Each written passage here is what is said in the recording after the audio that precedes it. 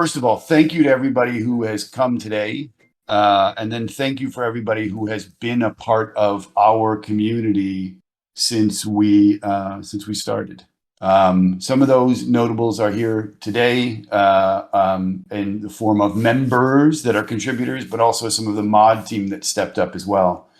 But I appreciate all of you. You have made this an incredible journey that we've been on as we navigate these new emerging technologies. For AICC to be an organization that gives to the community, we knew that we had to find opportunities that would help the community to learn new techniques, to understand production pipelines that may be being created using these, and then really almost to get like a team of folks that are touching tools and sharing feedback with each other. So for me, that became the AICC Research Division. And when Valentin had shared his process with me a few weeks ago, I knew it was something that I wanted to bring to the community. So today we're going to walk through a remarkable production pipeline and a creative workflow. No, it did not. Sorry, I'm answering questions. We're going to go through a production pipeline that I saw that is the future of creative concepting and production pipelines for consistent results. But I'm going to introduce our guest and let him take over this, and I'll help as I can. And I wanted to introduce Valentin Yavshev, who was introduced to me by a good friend of ours, Eric Bellefeuille, a few weeks ago. And so, Valentin, if you'd like to pop on and maybe pop on camera, say hello. Hello. Hello, everyone. Hello, everyone. You should be able to see me now and hear me, I hope. Can anybody hear me in chat? Yeah, I don't think. Great. Yep. Okay. All right, so Valentin, well, I know we have a script here. We don't have a script, but we don't have a script. Yeah, we don't. It's all improvised. I wrote some notes from our conversation yesterday. So for us, for the community, tell us, a little bit about who you are and where you're at, and then, if you want to go into, how you started with AI, where you're at, like what brought you to date, and with your interest for discovery, and then the things that you found. All right. Should I share screen now to everybody? Yeah, you can. This is all you. This is your. All right. It's me. All right, let's go. So everybody should see my screen now, I hope. So a small introduction about myself. My name is Valentin Yovchev, and I work as a 3D character artist in the game industry. I've been doing 3D for more than 20 years. I am 44 years old. So this means I started at a very young age. I was 9 when I started doing 3D. Back then, I worked with Valve Hammer Editor. I was making maps for Half-Life. It was the first contact I had with 3D in my life. And at age 14, I did my first freelance. I managed to get like $400 from it. It was to make a monkey that drives a kart car like in Super Mario. It was a really fun project, and after that moment, I realized I want to do this for the rest of my life. So this is how things started for me. Something else about me, it's good to know that that will be more important later, is when I started learning 3D and do anything, back then we didn't have YouTube, we didn't have anything. I had a single book that was that thick, and it was not even translated properly on my own language for 3D. So learning 3D then was really hard, and the positive sides of this is when you grow up in an environment that teaches you how to be persistent and how to follow a certain path is really important. And that actually helped me later on when I started doing AI stuff. So this is my portfolio. You can check me out on ArtStation, whoever's interested. Seth has shared the links to everybody. So personally, I do free models and characters. This is my favorite part. I will show you some things that I have. I spend a lot of time doing and designing and sculpting things. This is a personal project of mine that I did for fan art. I'm a big fan of Assassin's Creed, to be honest. And I want to mix Assassin's Creed with Splinter Cell, more or less. And those are some of the designs and everything I did. And this process is cool, but there's an issue with it, personally for me. When I do a fan project or whatever I want, it takes me time. It takes a lot of time to find the proper references and everything else. And a project like this can take a month, for example. So I do a lot of those things. And back then, when Midjourney came out, I've been experimenting a little bit with AI stuff before that, but you know how the AI scene was. It was a little bit of mixed stuff and so on. So I've moved on to Midjourney. The first experience I had with Midjourney was great. I stayed until 5 a.m. in the morning. But the problem with Midjourney back then was it was closed to majority of people. If you got lucky, you got in. And also the quality of the AI stuff that was produced was not high level, but it was really interesting. And since I'm a 3D artist, I've worked on a lot of projects and different things in this industry, I have a deep understanding of different processes and other things that many people are not aware of, like in a production environment. For example, what happens in a specific way or how things are done and so on. And this is something that people should be aware of, but not many people do. And while other people explored AI just to make cool pictures, I've started to think in my head, well, what if AI can be used for a production pipeline, for example? I know there are a lot of issues with it, and I know that the AI back then was not there where it was supposed to be. But I kept pushing, and then on the stage came Stable Diffusion. Also, I'm curious how many of you use Stable Diffusion in chat. If anybody uses Stable Diffusion, let me know. I'm curious. I want to see how many of you do it. So when Stable Diffusion came out, it was the first open source model that was available to the public. And I'm an artist. And to use that model, you need to learn basic Python and other things. And for me, that was something new. It was really challenging. In the beginning, there was no web UIs, there were no interfaces. You had just a single console on your screen, and you had to use that console to make things. And that was rough. A little bit after that came out Automatic 1111 and became the most popular UI out there, personally for me. I started exporting with it and so on. And then I realized the potential of this technology, and that in the right hands, with the right mindset and with the proper attitude, you can do really cool things. So I started exploring different things and ideas. So just to give an idea what I mean, I'll show you how my models looked in the beginning. So the first characters I managed to do with Stable Diffusion didn't look perfect. I was doing mostly experiments and things like that. But I was really happy with the results. Even if they didn't look perfect, I knew the technology is still not there yet. I knew it's going to catch up, but I just wanted to explore ideas and concepts and so on. So I started making different designs and different ideas, just wanted to see how far the technology can be pushed back then. This was done with Stable Diffusion 1.4. And then actually those are not only done with 1.4. I've started working on my own custom model.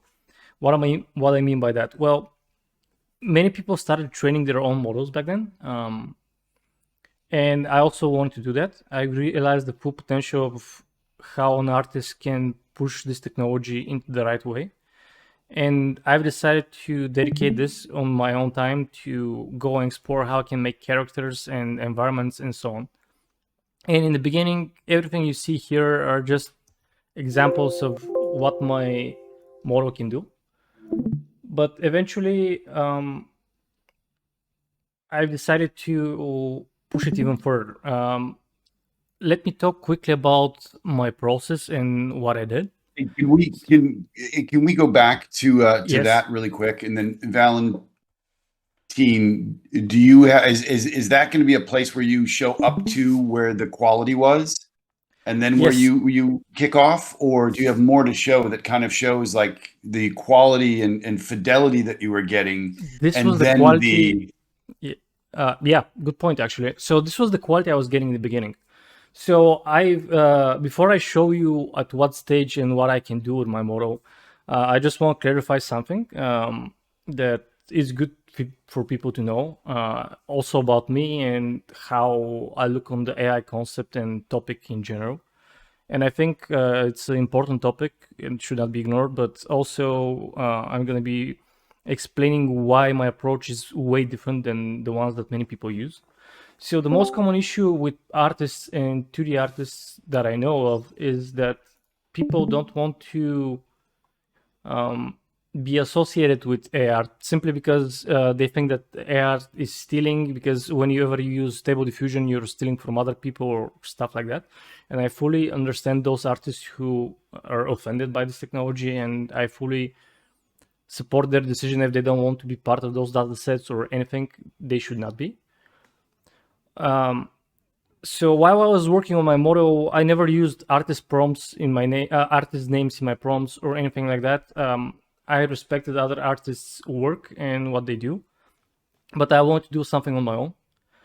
And slowly, I've started to explore the idea: what if I make a model that's trained on all the images I have on my local hard drive that are done by me, instead of using the art from other people?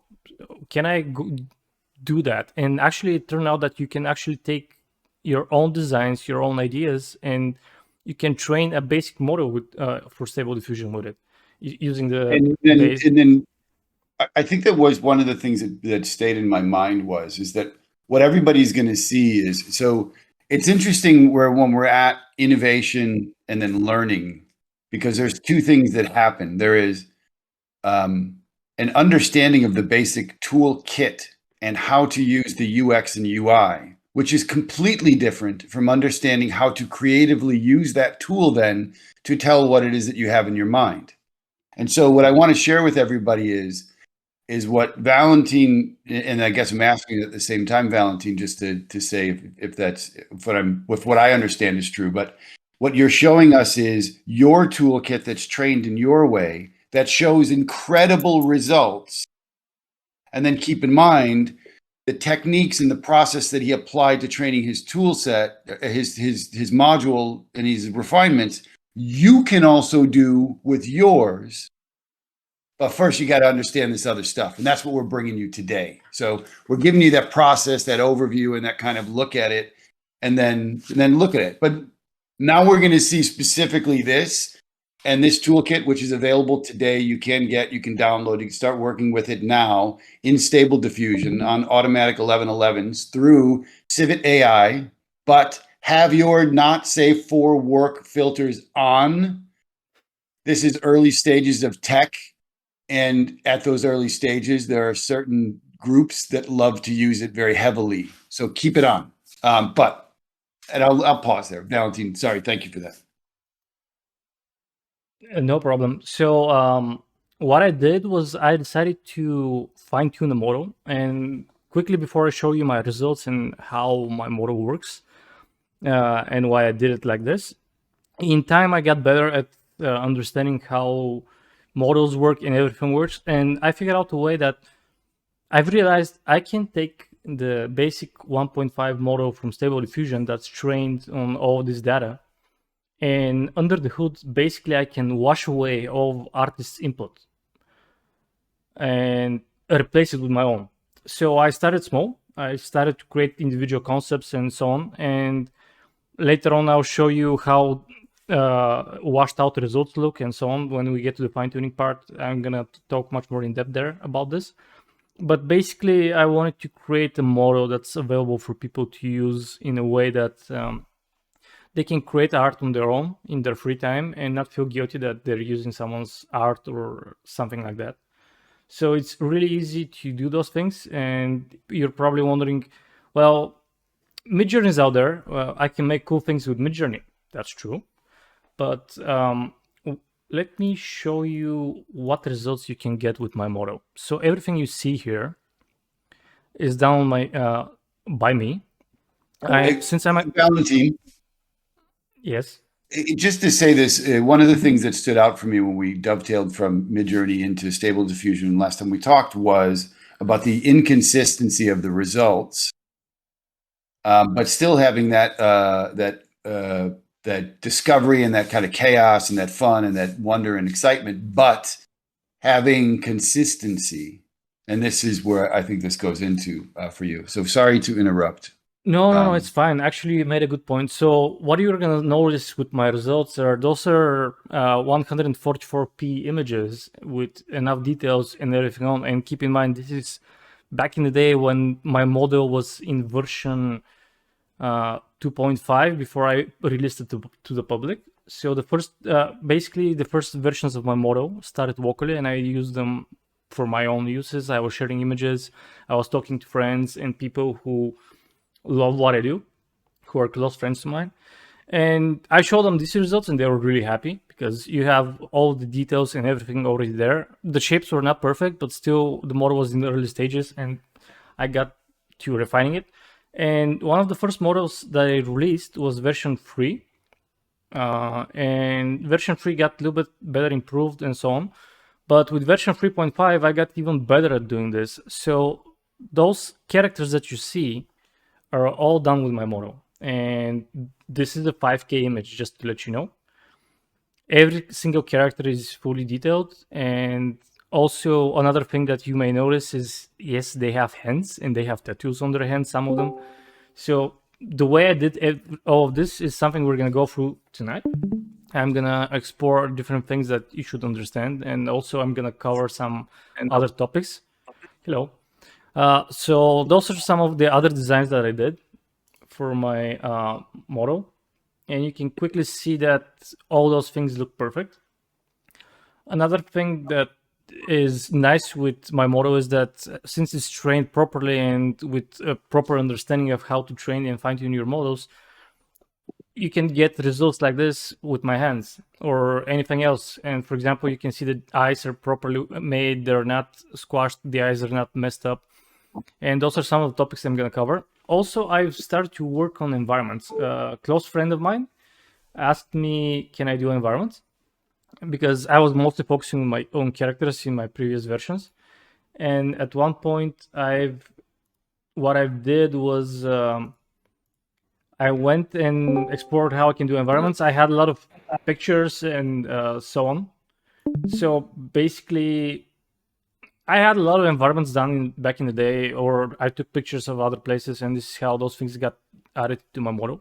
So basically, what I did was start training my model to do art properly by transforming all the concepts that the model knows. And after that, I started producing images and art like this. Yes, Seth? I'm waiting. Oh, no. I'm not talking. I'm mentioning, sorry. I'm telling quality is A1. I'm telling Joey. I'm just telling Joey. Just wait. Oh, sorry, you have, yeah, we'll get there. Okay. We'll get there. I really do appreciate you. Thank you so much for that. That makes me feel great today. Wait, and it just stop you in your tracks. Please go on. I'm sorry to interrupt. Joey, no worries. Just wait. Don't worry. So I started doing more environments. All of those you see are actually, they were done in 8K. And I went and polished them a little bit. And keep in mind, I haven't used Photoshop or anything. I just went inside the AI and managed to produce results that look like this. Also, I did some other tests for environments and so on. And yeah, I got pretty decent results with those. But actually, I've realized the potential of AI. And it's not only about making characters and environments. And later on, I'll cover some other topics I think you're going to love. I don't know how many of you are here working in the industry, or how many of you are texture artists or concept artists or prop artists, or people who just want to make art in the for video games and do that in their free time and have fun. So you can also make tileable alpha textures with AI, and this is something people don't realize. And you can make really cool patterns with this. Tonight we're gonna explore and see how we can do that. Also, you can make sort of objects for a 2D game or anything that you may need. And this is just one of the examples I'm going to show you now before we go in depth. And also, I want to show you another awesome guy that Seth mentioned. That's Eric Bellefeuille. He's a good friend of mine. He's been using my toolkit. He's a professional artist. And this is one of the designs he did with my toolkit. And that was not done in very difficultly. This, I think, took him like probably 10-15 minutes to get those results. And here's another example. And if you can, just to go back, so I mean, the production workflow between these two artists in in their fields. Let's take a look at a creative director, and then somebody who is a designer who's bringing ideas to them.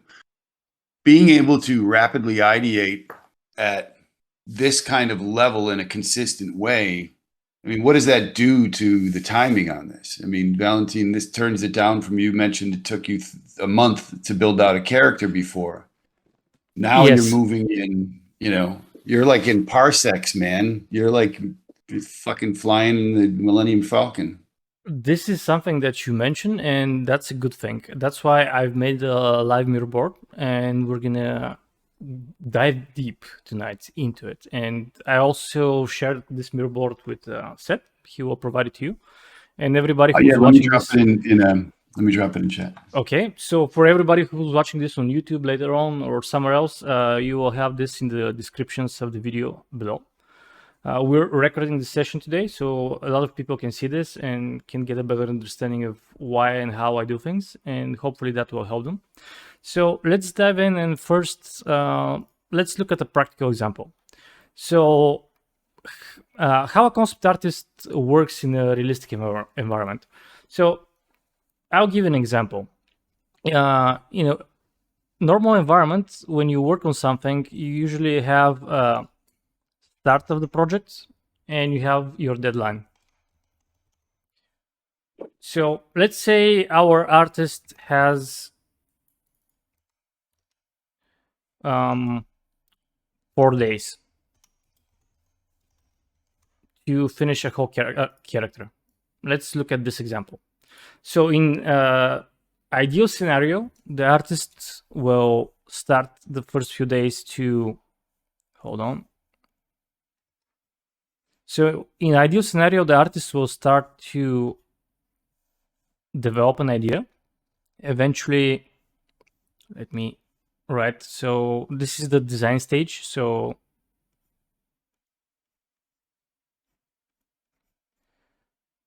this is the idea. And let's say the artist will take like 1/4 of the time just to figure out the idea of something. Yeah. And you're going to break this down into creation, production, and ideation, iteration. Yeah. So just after like a project plan, right? Yeah. So this is the expectations in everybody in their heads when they figure out that how things happen in this kind of environment. Because when you're at home and you do this for fun, this is what you picture. So here we're gonna call this creation. So this is going to be the creation process that the artist will take to create the idea and the design and everything. And this will be the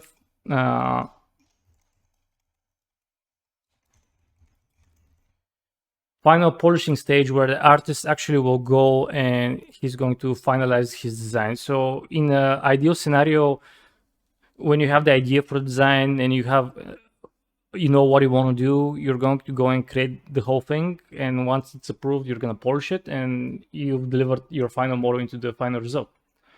But what do we do if but actually what happens in a realistic scenario? Well, the idea process can take something like this. because you're going to go forward and backwards a lot in a production environment. And simply because in this scenario where everything looks perfect, you're working alone and you're doing something on your own to have fun. But what happens when you work with other people? Well, a lot of things get changed on the fly, and this is something normal for any production pipeline. So right now, the artist will have only this amount of time to create the whole thing and then polish it. But so let's call this polish process, and this let's call this the creation process. But let's say the idea for some reason takes much more longer time. And what do we do then? Well, the artist has much more time to create the whole thing, and this will automatically offset the creation process. So by going like this, and let's copy this one, like this is much more plausible in a normal scenario, because sometimes things can stretch up, they can get back sent back for additional redesigning, or certain things can change because someone decided, okay, does not look good, let's redo it, and you already started creating the whole thing. So what do we do in scenario like this? Well, in this kind of scenario, the artist will be pushed to either take more time to create the whole thing properly and spend a little bit time polishing it, or he will try to create as quick as possible and burn out, and he will be really burned out in the polishing stage. And instead of but what I'm moving now is, what do you see in a realistic scenario? This will move like this. So basically the artist will go above the time that he has and he'll burn out. And the only way that the artist can compensate for this is either working after hours or staying till late and trying to finish what he has, because he has a deadline that's, let's say, on Monday, and if he's lucky, that is. But let's say this is in the weekends and it's Saturday and you need to give your model till then. What do you do? Well, it's up to the artist, but you can quickly see how when somebody works on a project or an idea, there's a lot of going. For example, we can go through the creation process and the idea, but quickly things can swap around and you can go back to the designing stage because something does not work with the design, because someone decided that what you're doing as a creation process is great, but we need to change something. Well, you have to go back, refigure everything out, and then move forward. And every time you do this, this time moves forward. So you're extending the creation process of the design and the idea that you're going for, but this time will always stay the same. Unless you work twice as hard and burn out at the end, there's no way you can cover this deadline on time. So this is how I actually started the whole idea for my toolkit. I figured out something in the lines of, well, what if we decrease the time for an artist to create an idea and allow the artist to have all of this time to finalize his idea and to polish the idea? Wouldn't that be better? And wouldn't that be more interesting? And this can be done actually using AI. And many people don't realize this, but yeah, this is basically possible. And today we're going to dive deep into the whole process and how I work. The main issue with people in the beginning was that they thought that AI is bad, it cannot do art properly, or it involves too much randomness and so on. And that will be right, actually. They have a fair point. It's hard to force the AI to do what you want, but that's not necessarily a bad thing.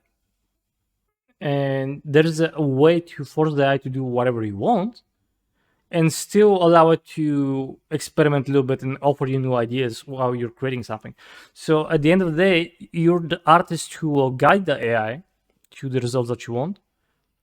But finally, you will have the result that will allow you to crunch this whole time over here into this small section. So instead of having, and also by using AI, you can even reduce these times. So you can offset the whole timeline from this to something more realistic like this when you get better in time and when you start doing the things you do.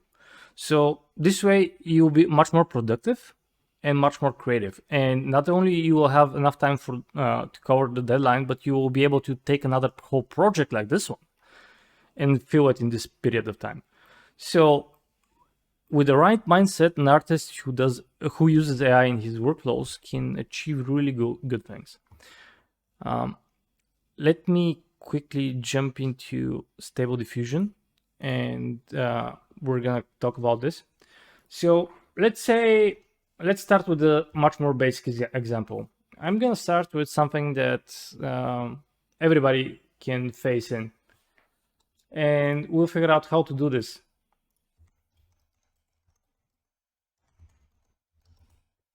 Hold on. So let me drag and drop something. So imagine you're working on in some company, and you want to, and your boss comes and tells you, okay, we need to do a design of a house. It needs to be a Japanese house. You be okay, I can do that. It's fine. It's easy to do a Japanese house. But then your director says, yeah, but also we need to implement some Greek elements from Greek architecture into the Japanese design. So we want kind of a blend between a Japanese architecture and Greek architecture. And you'll be okay, and you start banging your head on the keyboard, figuring this out and so on. And that will take you a lot of time. And imagine after that, your art director comes and says to you, you know, remember the idea we had about the Japanese and Greek architecture house with the design? Can we throw a little bit of Viking architecture into it as well, you know, into the whole mix? You're like, oh no, I give up, and you're just gonna quit. But what if we can actually use AI to explore how we can do that? It's not that hard, and we can do this easily, and I'll show you. So first, I know there are a lot of things that you will not understand in the beginning straight away, but I'll try to keep it simple. There are a lot of videos you should, I will direct you after the session to watch. For example, one of the guys I can recommend you to watch is AI Entrepreneur.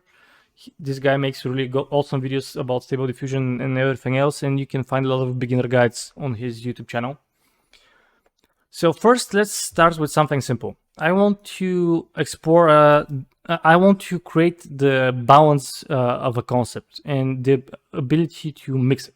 So with Stable Diffusion inside of Automatic 1111's Web UI, you can actually mix ideas. But first, I want to make sure that I got the right idea nailed down, and then I want to mix the idea. And also, one more thing that I forgot to mention, but I think you're gonna love using my model. The way I've trained my model and the way I've simplified everything in a way is done that I've simplified the prompting process. So with my model, you don't need to use negative prompts. You can still use them, and sometimes you may need to, but for most of the work you're gonna do, you're just gonna use simple prompts. And you're gonna see how good this is actually. So let's start with something basic. Let's say I want to take this image and I want to use it as a base. So I want to tell the AI, okay, take this image and let's do another house similar to that one, but in Japanese style. So let's say, let's do a photo of a Japanese temple. Let's do a Japanese temple, because why not? If I press generate, keep in mind I'm recording as well, so this will take like a minute sometimes, but so right now we got some basic Japanese tempo. Let's lower the noise. This will tell the AI to follow much more closely what we got there. The lower this noise is, the closer our input and output will be. So let's do one more, just a quick one. Okay, I like this one. This is just an idea that we have. I'm going to lock the seed. What does this mean? Well, this number and this prompt will always lead me to this result. We got that right. So, okay, we've nailed down the basic Japanese idea. Let's see how a Greek temple would look like. We have locked the seed, so I can show you basically to see the differences. So right now we can see how a Greek temple would look like, for example, using this as a base reference. Well, what if I want to mix them together? Well, what I can do is I can put this bracket here. I can paste my Japanese temple concept. I will put 2 dots in the middle, and I'll put 2 dots at the end, and I'm going to write 0.5. I'm going to increase my steps to 50, and I'll explain what I did now. So entering 0.5 means we're going to do 50% of a Japanese temple and a 50% of a Greek temple. And since I locked the seed, we will see some sort of a mix between one and the other. And now if I press generate, you will start to see that I'm still getting a lot of the Japanese theme into it. So right now, what I'm doing is I'm balancing my idea and design structure of the prompt. So let's say I want to do 0.25. Let's see what we'll get.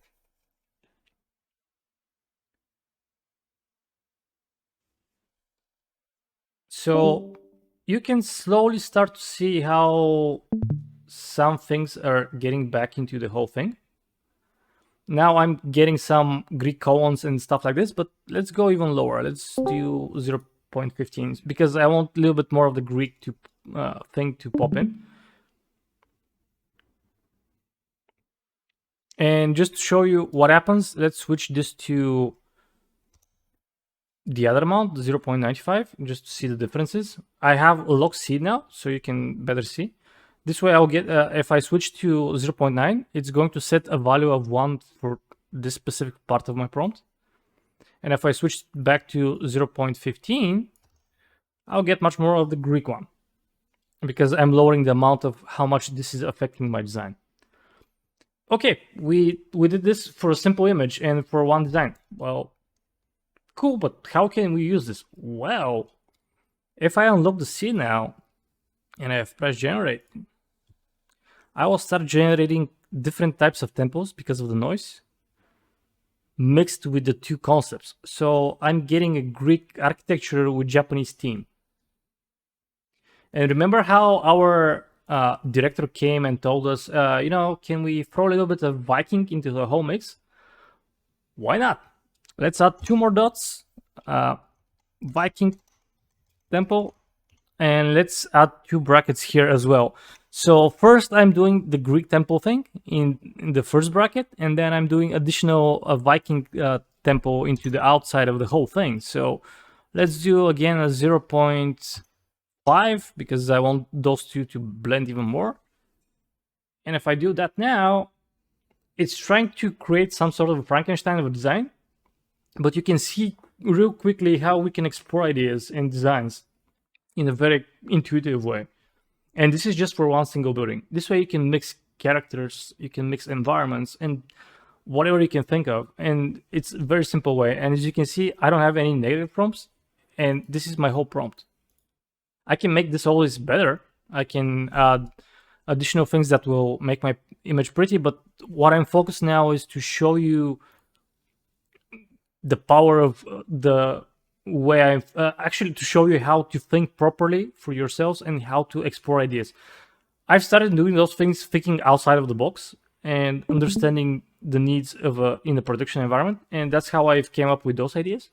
So right now we have a Japanese Greek type of Viking architecture done in a simple way, and you can see how quickly we can get this. In a normal environment, an artist will need like 2 or 3 days just to figure this out, and then just to block it out. And what I can do is I can just set my patch count to 5. I can press generate. I can go and have a lunch or coffee with colleagues or go to sleep. And when I get back, I will have few ideas that I can explore. So I'm creating the design and I'm guiding the AI to do what I need. And I'm also exploring different options with it. And can I transform this house into a Japanese temple with Greek motifs and Viking motifs as well? Yes, I can. But do I want to do that strictly the same as this one? Probably no. And I allow the AI to do what I needed to do, but I want to allow it to go and explore additional ideas and designs, because sometimes what people don't realize is when you go for a specific idea or a concept, you may stumble upon something that improves your idea and your concept. So every good artist now can go in Photoshop, take this image or take this design, and he can polish it or do whatever he wants with it. And those are just 5 designs, and you see we did those in less than a minute. And was it hard? No. It was simple, it was intuitive, but it was interesting. Well, we did this, but can we try something else? So, Well, I think the other thing too, just to throw in there, is that there's a consistency of quality across all of these. So as you start to look at how you're presenting back, you now are reducing the risk of inconsistencies, anomalies, or other, and you're setting the bar for the type of quality that you will receive at what is essentially step 0. so basically right now we've minimized this process from few days to this. And I think Incredible. everybody starts to get the idea. And let's make this even more. So this is the whole time it took me to Life is generate the measured design. by pixels. And you can start quickly see how an artist like me would see this and the potential of this kind of technology in a production environment. This is my personal opinion. This is just something I do and explore in my free time. But I come with a creative mind and production background, and I see this happening like this. And that's why I started developing my workflows and tools and techniques to show to artists. That's why I've made my YouTube channel. You can go out and check some of the things I show there. I explain most of the basics, and I show how to people how to work and how to do those things. I haven't shown those concepts. Actually, they were supposed to be done. I was going to show these designs and things in my last video, but after talking with Seth, I've decided to show them first to the community here, and later people on my YouTube channel can watch them there as well. And we'll also be sharing some of the snippets from what we're showing here today with Seth on LinkedIn, and you can get those, send them to friends, and show them how quickly you can design and create things. But now there's something new that came up on the scene. Let's say I'm working with some image and so on, but can we use our own drawings and ideas, or can we quickly draw things and explore ideas with them? Well, let me show you an example. So I made this quick dirty image inside of Photoshop. I just throw some random clouds and noise, and I added my logo of my toolkit. Actually, this logo also was done with AI. Funny story. And can we use this to produce something interesting? Well, let me show you what results I got before the presentation while I was preparing things for today. So everything you see, I use the logo and everything in image to image, the similar way I'm showing you now. And I've got the results that look like this. And they're not pretty bad. I wanted to emphasize on the Japanese temple, but to preserve my architecture.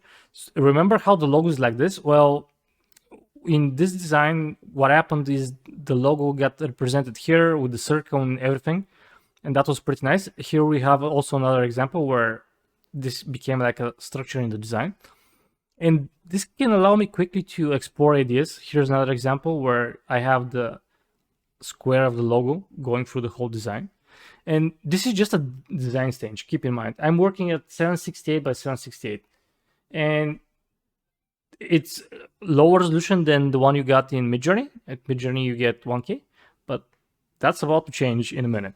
But first, let's focus on the design part. Right now, I'm focused on the design itself, right? So let's see actually how this can be done. I've made a simple image. So I'm gonna take this one and I'll put it into image to image. And recently there was a new introduction to the AI scene. A new thing popped out that not many people know about. It's called ControlNet. And what's great about ControlNet is it's an additional network, but this is a plugin for Automatic right now that allows me to take scribbles, ideas, and everything I drawn like this in Photoshop for like 2 minutes and transfer this into a design. You're like, yeah, but how good can it be, right? How good can a black and white image be in the representation of a whole design with depth and composition and structure and everything? Wow. Let me show you something interesting. Let's do a photo of a Japanese temple. And I will just add a few beauty prompts. My favorite ones are award-winning image, masterpiece, 16K, and that's it. Technically, that's it. Why use those concepts? Well, those words in particular for us mean nothing, but for the AI award-winning image, it takes. Let me explain it like this. If I tell you the color blue, you think of something neutral and calm. If I tell you the color red, you think of something aggressive and so on. If I tell you award-winning image, you picture a cover of a magazine of a National Geographic, for example, or someone who's winning an Oscar or something like this. When I tell you a masterpiece, you think of something like in the style of Michelangelo or something that's really beautiful. So this is a core concept that the AI understands. When I tell 8K, you know what an 8K image looks like. But if you tell the AI 16K, you're basically telling it, I want even more. So all those 3 words, sentences with all those ideas are something that's going to emphasize additionally my design. And also, I don't have any negative prompts. I'm just using my core model that I made, version 4.5. And I'm going to load here real quickly. First, I'm going to show you the Kenny version and what we're going to get with that one. Let me increase the resolution here to 768.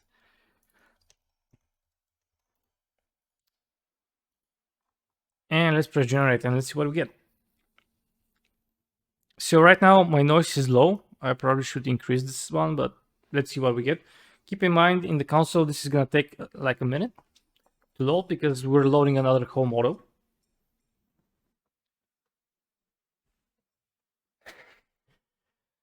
So right now you can quickly do scribbles and so on. And right now I'm just exploring the environment side of things. Later I'll go into characters, and trust me, you're going to love that. Since I'm a character artist, I'm much more focused on that and how I do things. So what happens now is you can see nothing happens. That's because I use low amount of noise. Let's increase this one and let's see what we get. So what's happening now is the AI is trying to come up with something, but it struggles. Let me make sure that I've loaded correctly. I'm still experimenting with the ControlNet. It's quite new technology, but I'll show you some interesting results we can get. Let me just configure it out properly in the first time. I think it was Scribble. Yeah, it should be Scribble. So it's going to use this and it's going to output an image. If that doesn't work here, I'm going to show you even faster way and how we can use actually text to image to be much more functional than it used to be. So what it's doing now, it's loading the other model. One of the models we're going to use today is called Kenny from the processor and the model. Those are specifically designed for ControlNet, but you quickly start to see what happens. So I'm already getting a temple, and that looks nice, but it's not perfect. What happens if but this is because right now the black image, I'm using it into image to image.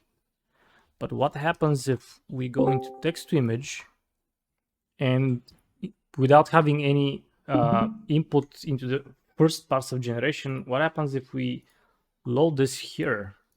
Well, now we get to the interesting part. So I'll load this to Scribble and Scribble. I'll allow it to be 1. And actually, let's add something more interesting to the prompt.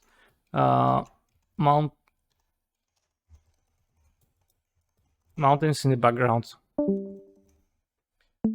So I'll set my samples to 30. I don't need more.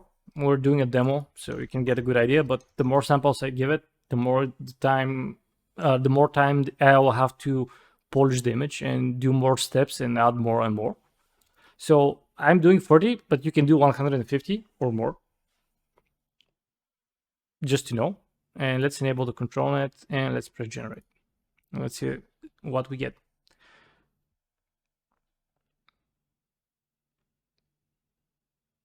And you can see quickly how this allows us to, basically this allows us to get results like this. And that's pretty cool. But what if we want to go a little bit further than that? What if I just do something like this? Like a basic sketch of a mountain in the back, like some pebbles or some rocks in the middle, some sort of a painting of a bush on the left side and some sort of a cone on the right side. How would AI read this? Well, quite simple actually. I'm just gonna drag and drop this here without a single worry.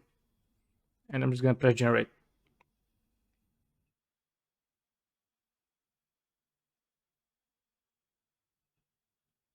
And you can see how quickly I can guide the whole thing and do things like that, right? It's really cool and allows me to experiment. So I'm guiding the image with simple scratches and ideas to produce something more cool. Let me show you one more thing. So I talked to a friend of mine. His name is Angel Angelov. He's a concept artist in the movie industry. He does he works on different movies, and one of the images I want to use, and he allowed me to do it, so is this one. Let me open it with infrared viewer for a second.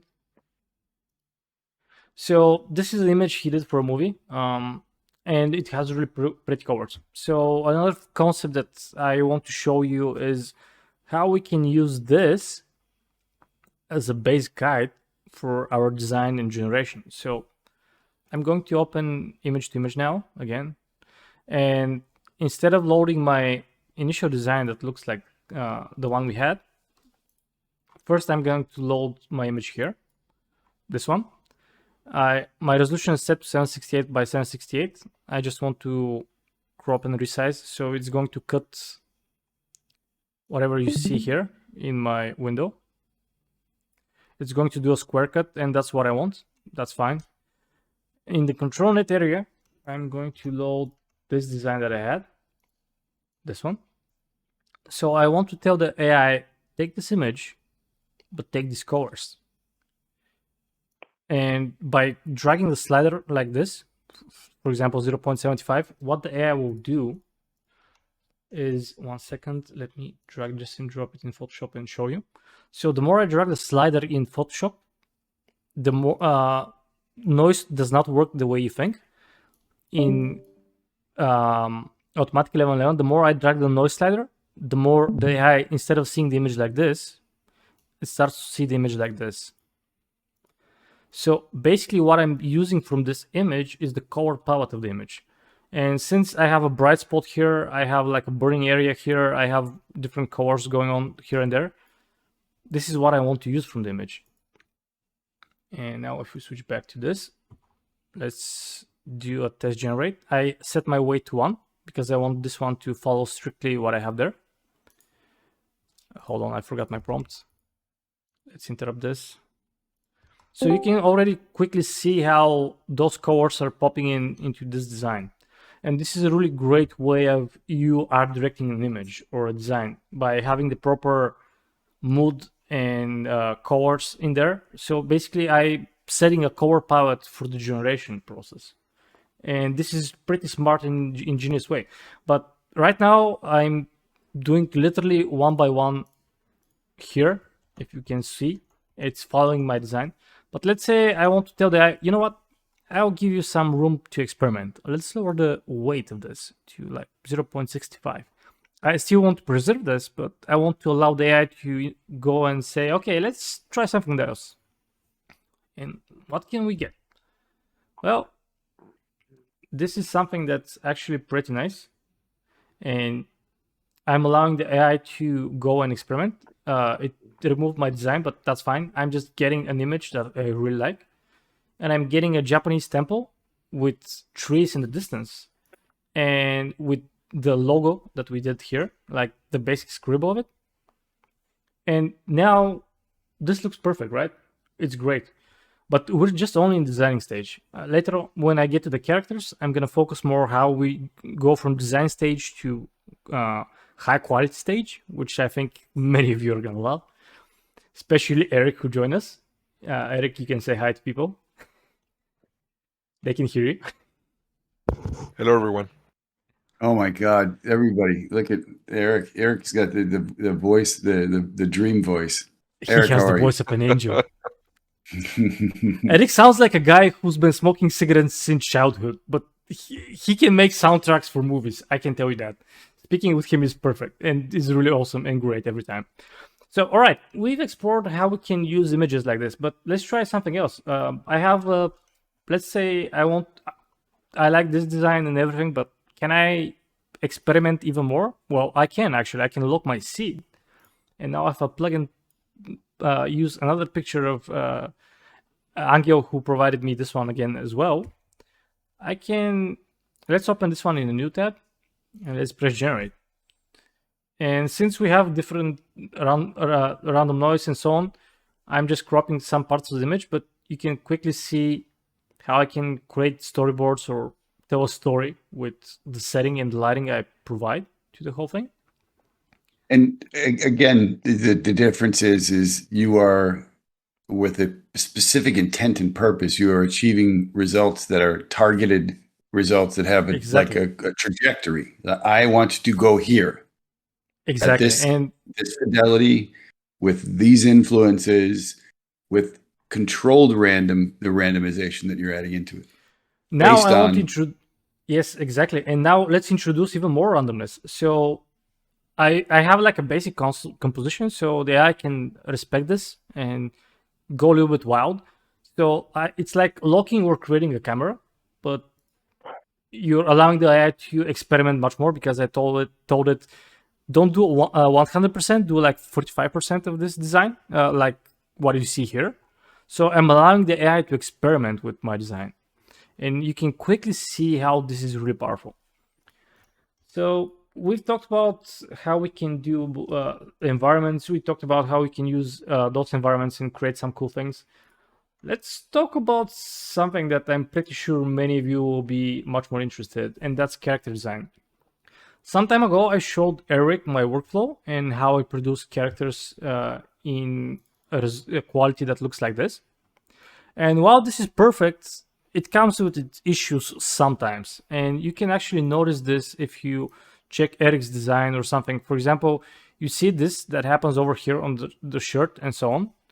Well, because of the limitations back then of the technology, I was limited to doing things that look like this. But if I quickly switch between the other versions of the design, you may not notice it in the beginning, but eventually, once I tell you, you start to see what I mean. Do you see the shoulder pads and the jacket and how it cuts to a specific part? It's a common theme between all those designs, no matter how and why I created different things. And that's because right now, till now, the way I was doing things like that was, let's clear out the image to image and the control net for a second. The way I was doing characters till now was I was dropping a design here and I was using image to image, and I was, let's do a Japanese samurai, female samurai. And since I'm a badass, I'm not gonna put anything else in my prompts, just to show you how easy you can use my model. That's something I really like about it. So right now I'm using a low amount of noise, and you can quickly see how this line also persists in my design. And you can see that it's kind of an issue. It's something you may want to go away. You want to go around in a way. So the way to go around this is I probably need to increase my noise, but by increasing the noise, this will start to create another problem. Sometimes this also will persist, and I will need to go even higher, like 0.95. And while you think that going 0.95 noise is a good idea, actually it's gonna break my design most of the times. This time I got lucky, but sometimes it will start flipping characters. So if she's faced backwards, she will flip around and things like that. And to get a completely different design, I need to go like with values that are around 0.99 or 98. And by doing that, I'm slowly washing away stuff, but you can still see that those things are getting back into my design for some apparent reason. I don't know why. We've unlocked the seed. Let me double check anything. Yeah. So can we use ControlNet actually for that? Well, yeah, we can. And what if I tell you that with this image that I took, actually not this one, a similar one, I've made a design that looks like this. This is just a quick demonstration of what it can do. And here are a few more. I just want to just add in. So one of the things that you're going to see from that you're going to notice while you're looking at it, wherever you are located, is there will be a slight de-resed view that you'll look at some of these photos, and then they'll up-res because of the streaming from where Valentin is to where we are. I've noticed it, and so I wait to see what that looks like. So some of the stuff isn't as fidelity. Like this now is fully loaded up, but it's just something to note. And this is the level of quality I got with similar results, but you can quickly see how we can do this. And then when ControlNet came out, actually ControlNet has a really cool feature, and I don't know how many of you know about that. So let's say I'm using design like this and I'll get the same shapes on the outside. Well, what happens if I want to use a pose like this, but I have the cape and anything else? If I press generate, let's lower the noise, for example, like 0.75.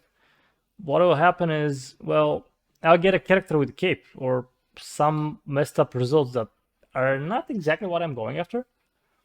And if I go even crazier, like 0.99, which you never want to do until now with this workflow, you'll get even crazier results. For example, you can see how I'm getting two characters facing backwards and so on. I'm getting sort of the design that I want, but I'm also not getting what I want. So what happens? Well, can we take this pose and use it as a pose only and generate an image? Well, we can. One of the other cool models that was introduced into the ControlNet environment is called OpenPose. And what does OpenPose do? Well, for now, let's lower the amount of steps to 30.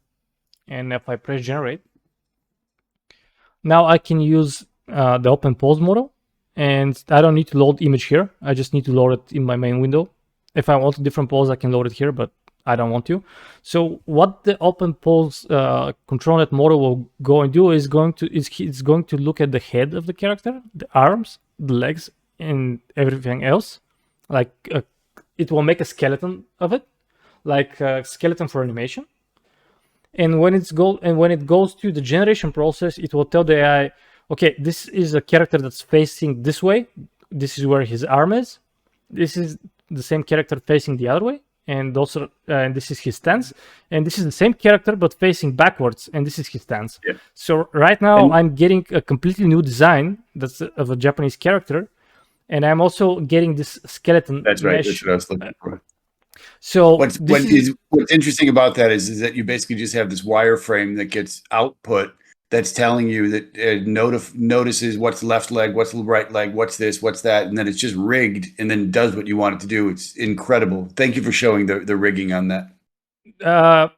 No problem. And now let's say I've lowered the amount of ControlNet, so it went a little bit to do whatever it wants. But what happens if I lower the noise? So for example, I want to preserve some more colors from this image. So by decreasing the noise strength, I will preserve some colors from this, but also I will generate something new using the pose. So now I can freely experiment and go wild with the noise slider, and I will always have the same pulse. So if you're in a production environment and you're doing character designs, or you're doing something for a pipeline, your 3D artist or whoever you're working with can provide you a base mesh, just pulse base mesh that they're using, like a scale, proportions of shoulders and everything else. And the AI will now respect that and take into consideration whenever you're designing something and add that to your design. And this is really powerful. But let's say instead of doing Japanese female samurai, let's do something completely different. Let's do Asian Persian warrior. So I'm just exploring designs, and you can see with my model you can get pretty solid results even without adding beauty prompts or negative prompts and anything else. And this is what you get at resolutions like this. This is still a designing stage. You can see the eyes are messed up and some things don't look perfect. That's totally fine. I'm not worried about this. I can go on later and fix this. But I'll show you how I design things, because I think this is much more interesting part. Yeah, we can take always a picture or something, but what if we're just painters? We don't have access to 3D models. Yeah, you can always go on Google and find something, but what if I am just somebody who wants to do a character design and he doesn't want to go through all the hassle and do the posing and stuff like this? Well, let me show you something interesting. 1 second, let me load it up. What I went and did was I've created this funny small scribble. It looks horrible, I know, but I can use something like this to guide the AI. Later I'll put this one with the outputs, because I need to find it where it is, into my mirror board so you can see it, how it looks. But for this demo, I want to make something much more cooler. So I've spent like 15-20 minutes to do sort of a silhouette design. So I ended up with this, and you're wondering, yeah, but why this? Well, in designing stage, back in the day when I was working for the movie industry and we were doing designing for characters for production, like pre-production, the first stage we went through was doing silhouettes and forms like this. So we were exploring the different silhouettes and stuff for different characters. And this allows you to see the silhouette and say, okay, yeah, this looks massive. This looks like it's going to cut my head off when he just looks at me. So once, let's say we drew this, it took me some time to clean it up and so on. But yeah, I've made this silhouette. It's something basic. Anybody can do it in Photoshop. Just draw a silhouette. So can I use this in character generation? Yeah, why not? So all I need to do is drag this and drop it into my controller.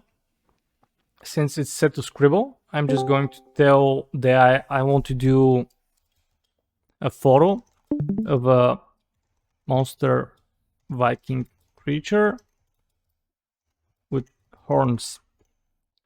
And I'll just add some beauty prompts so we can get something really interesting.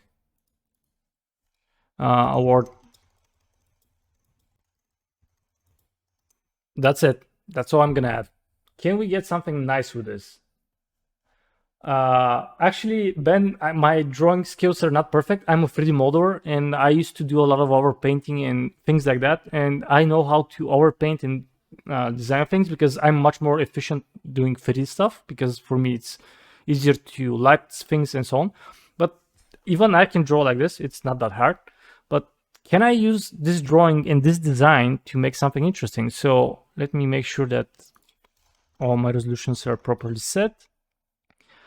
And let's press generate and see what we get.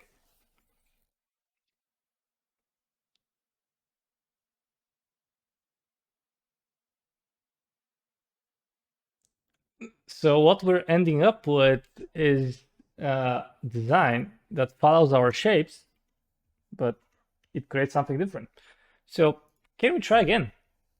You know, why not? So I can do this, right? It looks cool. It's interesting, but let's try a few more times. Let's make sure that Anything's properly set. Let me check. Was it fake scribble? I need to double check. One of the two models will provide us even better results. Yeah, it's fake scribble. So this one is used specifically for things like that. So you can see quickly how I can create something like this. So I'm doing a Viking monster, but let's do something even more interesting. Let's do a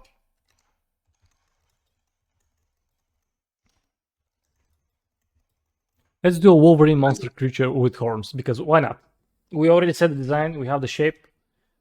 Let's see what this will produce.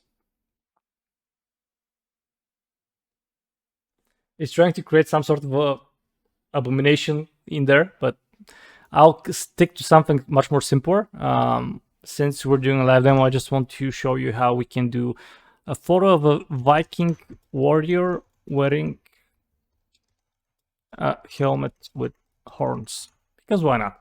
It's something simple. It's something that it's similar to the design I sketched up and something we can easily edit. So now, Hey, if you wanted to go a different one, you could do like something that's a demonic demon or something, to where you just shows like also skin coloration, or taking the silhouette and turning it into a completely different type of construct. yes, that's true, but that's not all actually. I recently blew Eric's mind away with something I'm about to show you, and it's something that's quite simple, but people don't realize it. So let's say we like the design and we want to use this in production, and our director says, yeah, I like this design. Can we do a back version of it? And you'll be like, how? What do you mean by back version? And he'll tell you, I need a back view of this design so the artist can go and, you know, the 3D modeler can see the character front and back, so he doesn't have to improvise with the ideas in the design. And previously, many people tell you, yeah, but they'll go and they'll overpaint this by hand and so on. But what if there's a simple way? Let's copy this image, and inside of Photoshop, let's close this one, and let's paste our design here. So what I'll do, I'll be sneaky about it. I will copy this, and I'll copy another version. I'm gonna flip it horizontally, because why not? And I'm just gonna quickly mask in between, because I'm not worried about anything. Later, you can always come in and clean up the design or whatever you're doing. So I want to end up with a version that looks like this. And you're wondering, yeah, but why? Well, now if I copy this and we go, you can actually select everything and just copy. And if we go back into the web UI, we can go to image, and inside of the InPaint tab, I can just Control and V the image here. So I'm quickly transferring what I did inside of Photoshop, from Photoshop inside of Automatic 1111's web UI. So we have this description of a Viking warrior, but can we do the backside of it? We can. Well, let me show you quickly. So since I'm still on the design stage of the whole thing, I can just, hold on, I've masked too much. Let's just mask the character.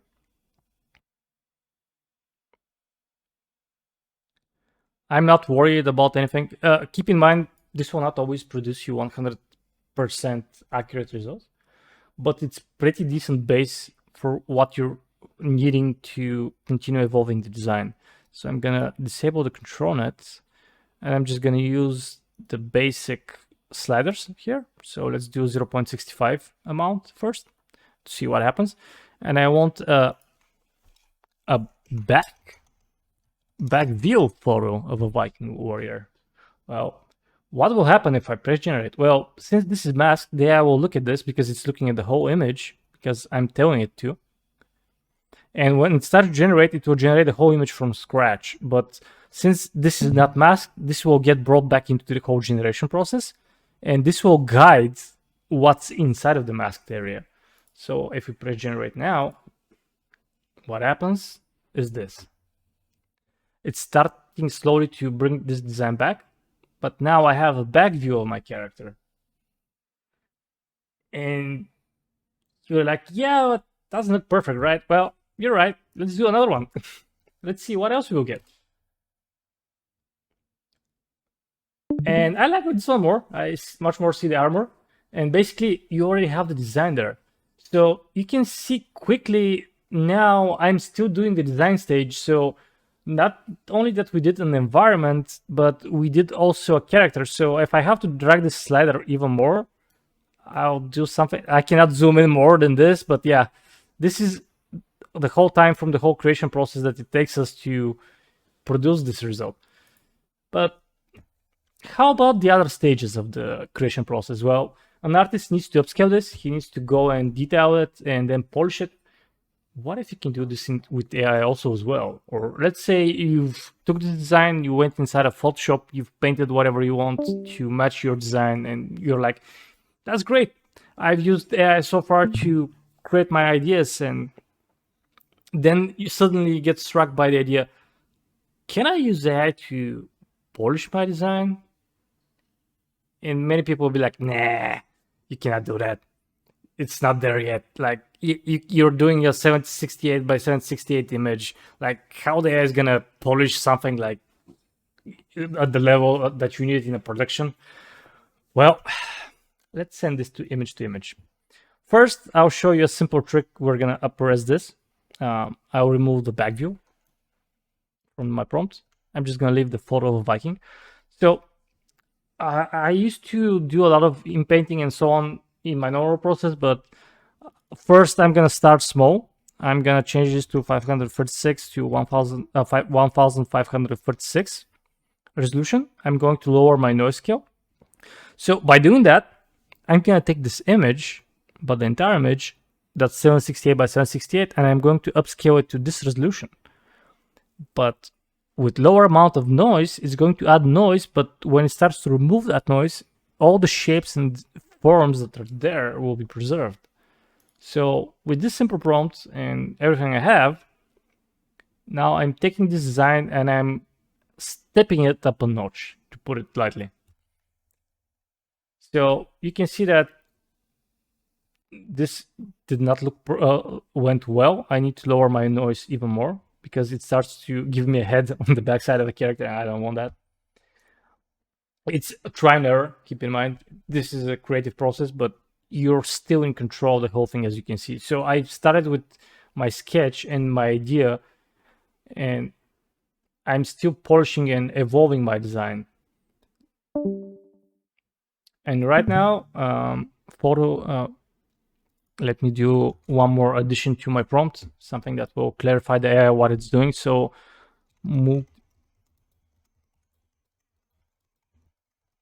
So by saying multiple views of the same character, AI will know, yeah, I'm looking at the whole image, but I'm just adding what's there.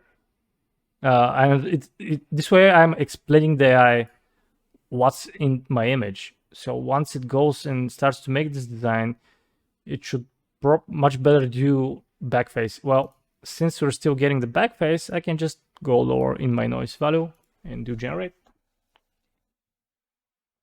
And if that doesn't work, I'll show you the other way we can do it and how actually work in most of the times. So right now what I'm doing is I'm upscaling, I'm increasing the resolution, so I'm allowing the AI to add more information there while preserving my shapes.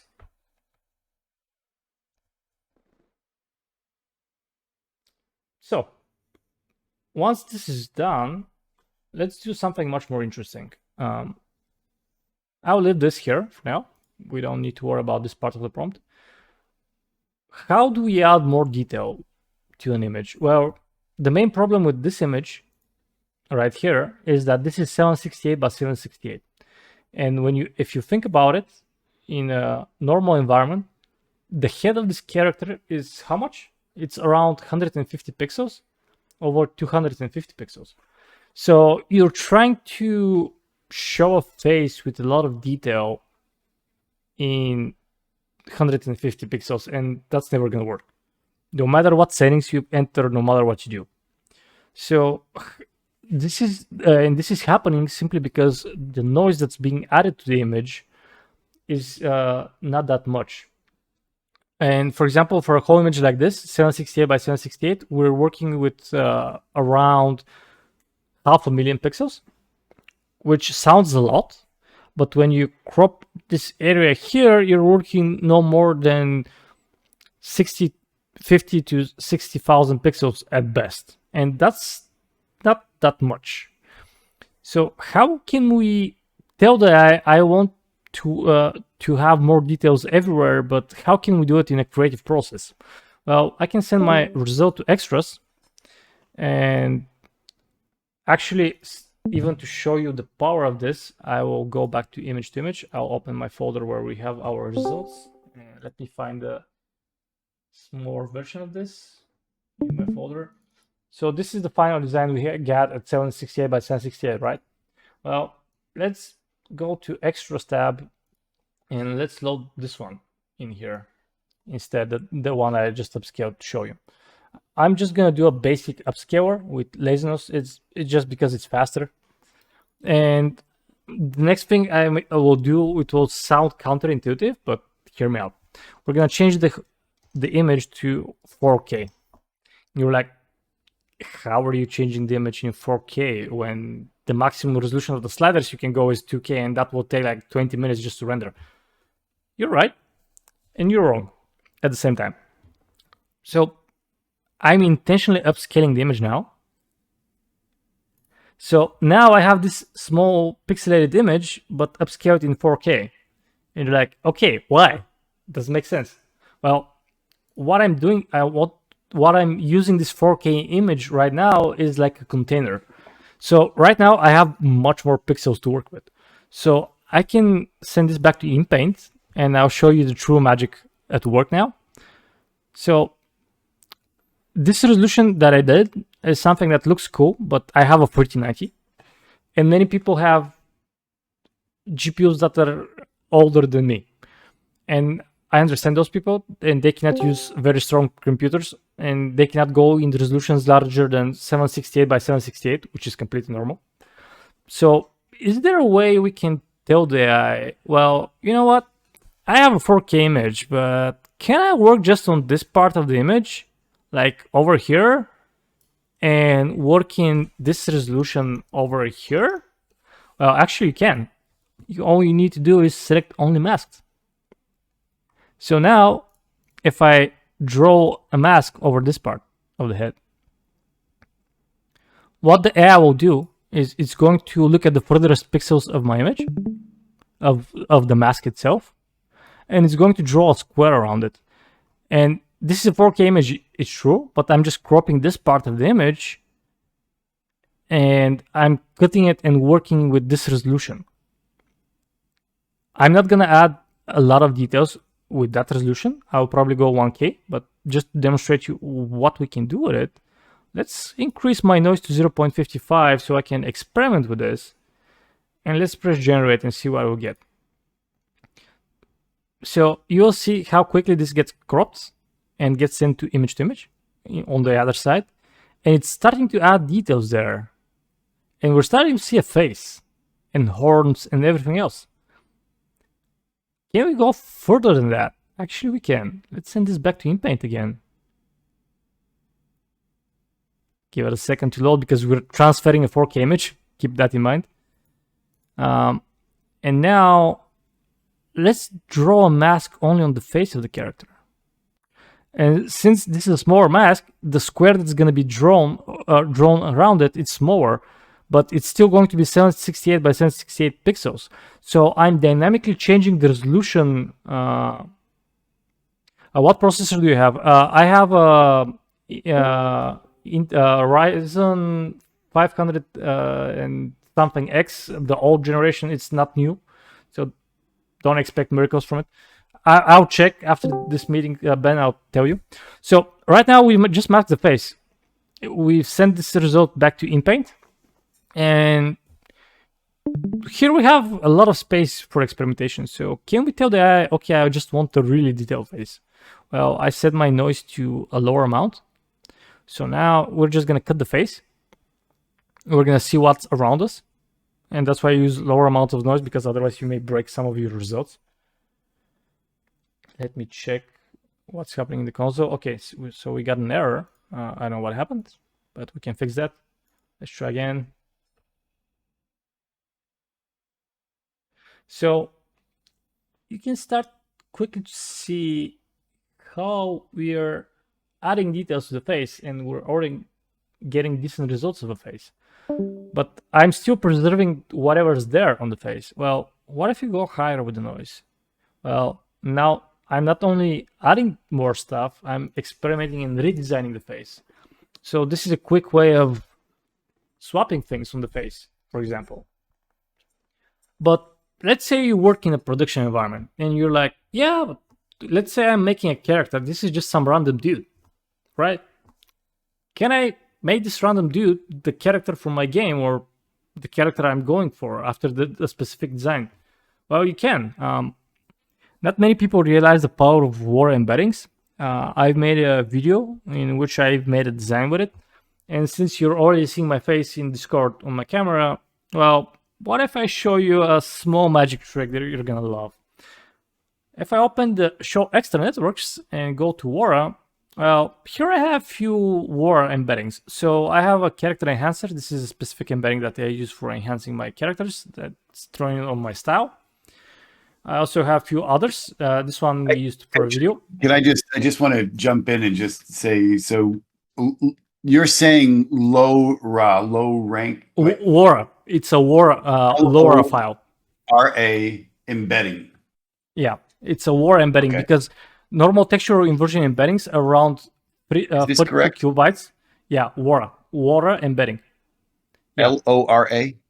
Yes, and the LORA embeddings are trained. I can train LORA embeddings on much more high resolution, and I don't need to adjust them and do anything. I can just give the trainer my pictures, add small descriptions to my images so that I knows what it's looking at, and I can get a LORA that looks like this. So can I use my face in a design that's already there? Well, I can. All I need to do is press the LORA, and I'll leave the amount of 1. So I'm gonna increase the noise a little bit, and I'm just gonna add a few more dots around the head so it sees much more of the design quickly. This way I'm drawing like a larger square around this. It's a cheat. I'm cheating right now. But first I want to block out the face with 768 by 768 in this area. So I just want my face to be there. I have a Viking, and now this Viking is starting to look like me. It's not perfect, but it's starting to look like me. So if I go even higher on the noise, probably like 0.9, 7.9, let's try again. And you can see that it's starting to get me because it's preserving the shapes of the forms and everything I had there, but it's adding my face on top of it. And now if I remove those dots again, I can send this to InPaint. So right now I'll use this as a base. And I want to tell that, well, that's my face there. Let's mask a little bit more of it, this and the horns and a little bit more of the neck area. Can we just add more detail here? Like, please. And then I'll be like, yeah, sure, why not? But since I increased my noise value, you can see that it changed the helmet directly to my head, and I'll have horns that are going out of my head, and I don't like that. I'll lower the noise amount, and I'll press generate again, because I don't want to be a dwarf with horns. So now it's taking the helmet and my face, and since you can see me, you can easily distinguish, is it doing a good result and a good job? You've got the Clooney filter on, don't you? Yeah. So look at it. Look at that right rustic good looks popping out in those pixels. Yeah. So now I can even go higher. Like, what happens if I go 1K? I'm introducing even more pixels to the whole mix. So since I want to redesign even bigger part of this, let's do like this area and see what AI will give us. And since my head is there and everything, now it's going to also fix the other areas around the neck and the face and the beard and everything. It's going to preserve whatever's already there. So I'm just polishing and adding more to everything. So we're taking a lot of time. I will speed this up. I can go through the whole image and the whole process of doing this. By the way, I'm totally fine if we go after 11 o'clock, because I know we have a lot more things to show you, and I'm pretty sure many of you will stay till late. I don't know, can Seth be available after that? Yeah, I can let it run as you like, and I know we've gone through the time that we had set up for today. We do want to end up hosting this again next week, and maybe we can just strengthen our channels up and make sure that we get some Q&As set up as well, and then we stay connected as we go. But then, yeah, let's continue on until you go. Let's set it for another half hour maybe, and then you can follow this down and then maybe let it up for some questions. But I think that, Okay. that last piece that you brought up, and you kind of just brushed over this, but you can go ahead and focus in and refine this approach for every single element or aspect of this character. And that to me was the thing that, when Eric and Valentin were showing me, that it showed that there was capabilities that could be brought to regions or locations around the world that you touched on this, maybe don't have the most consistent bandwidth, or they don't have, powerful PCs, that you can start with a low res image and up res, which is incredible. But then also seeing that this starts as a 2D, can be handed off through a concepting phase into a 3D department. And then that's when this can be actually really brought to life with 3D modeling and rigging, is when it gets incredible. So yeah, let's continue, and I'm with you for the next half hour. All right. 15 minutes. I will try to speed this up, but I'll show you quickly something. So let's say we went through the whole image. I haven't, but let's just do the front piece here. So, we have something better to look at. Let's ignore the back. I showed you we can do it. So if we have time, probably after the presentation, I'll go in and do a preservation for the mirror board, so we can use a better version of here. So I need to remove my war here. Because I'll get my face in this area on that. And I'll go with a lower amount of noise, like 0.5, which is bounds amount of noise. And I'm just going to do the chest area of the character. I just want to refine this area just quickly so you can see. We already have the shapes there. We're just going and refining it, setting all the proper belts and details and everything. So basically, I'm not only designing the character, but instead of having to go and by hand press everything and so on, I'm reducing the time it takes me to refine the character. So in this scenario where an artist in ideal scenario will have time to create a process, and this is the ideal scenario, we realize that in a reality scenario, this will go even further, and there will be a lot of backward and forward going on. But by doing that, I'm not only moving the design phase of this, I'm also shrinking the creation process and the refinement process. So you can quickly start to see how all of this adds up. And we managed to go through environments and characters, and we did this in an hour and a half. And I haven't even got to the monster part, because I'm pretty sure many of you want to see how monsters are done. So I'll quickly show you the process of how I finalize an image and why I upscaled it to 4K. So the reason I did this is I can go and add all the details and all the fine things I need. And now if I zoom in, I'm never gonna send this image to someone in 4K, but I just want to show you that what I do to polish my designs. The main issue you have with an image like this is you have inconsistency in pixels, which is completely normal. Some things will look sharp, others will not. It's fine. How can we change that? Well, many of you will burn me on the stake on the cross here, but I like to add a little bit of chromatic aberration, and this will break up all of my pixel data, more or less. So right now, this will make my elements and details pop out even more. It adds sort of a shininess and depth to everything, something that it's pretty to look at, but you don't see it often. And if I zoom in, I'll actually increase those drastically so you can see what I'm doing better. And then just the thing that I just to note is that it does take that second to click once it gets for it to be in focus, really. So yeah, just wait a second when you see this, like when he moves in and out. Okay, so now if we look at this one and this one, I've offsetted pixels. So this creates a sort of offset for my pixels and all of my data. But now I want to equalize all of my pixel data. So I'm just going to add noise at 10% so everybody can see it much better. And what the noise does is it transforms all of my pixels into even amount of data. So now everything looks much more blended into the whole environment. But we're looking at the 4K version of this. And you will never look at the 4K image like this. Yeah, you can go in and refine and make it really beautiful, but we want to give this to someone who can look at it on his phone or PC. So we're basically going to downscale this image to the original size that I want to provide it to someone. And in my case, this is going to be half, so I'm going to do 2K.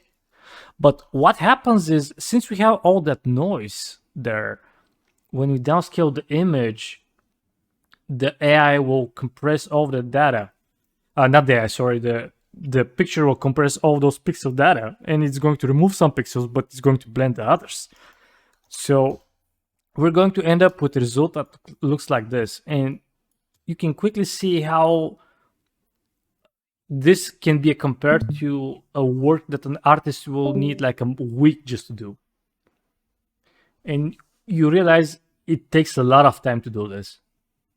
But using this method I'm showing you, you're also reducing the polishing stage even further. And you can, by using AI tools, you can be way more efficient. So right now I can take like 10 tasks like this one and do them in the same time of the deadline that I have.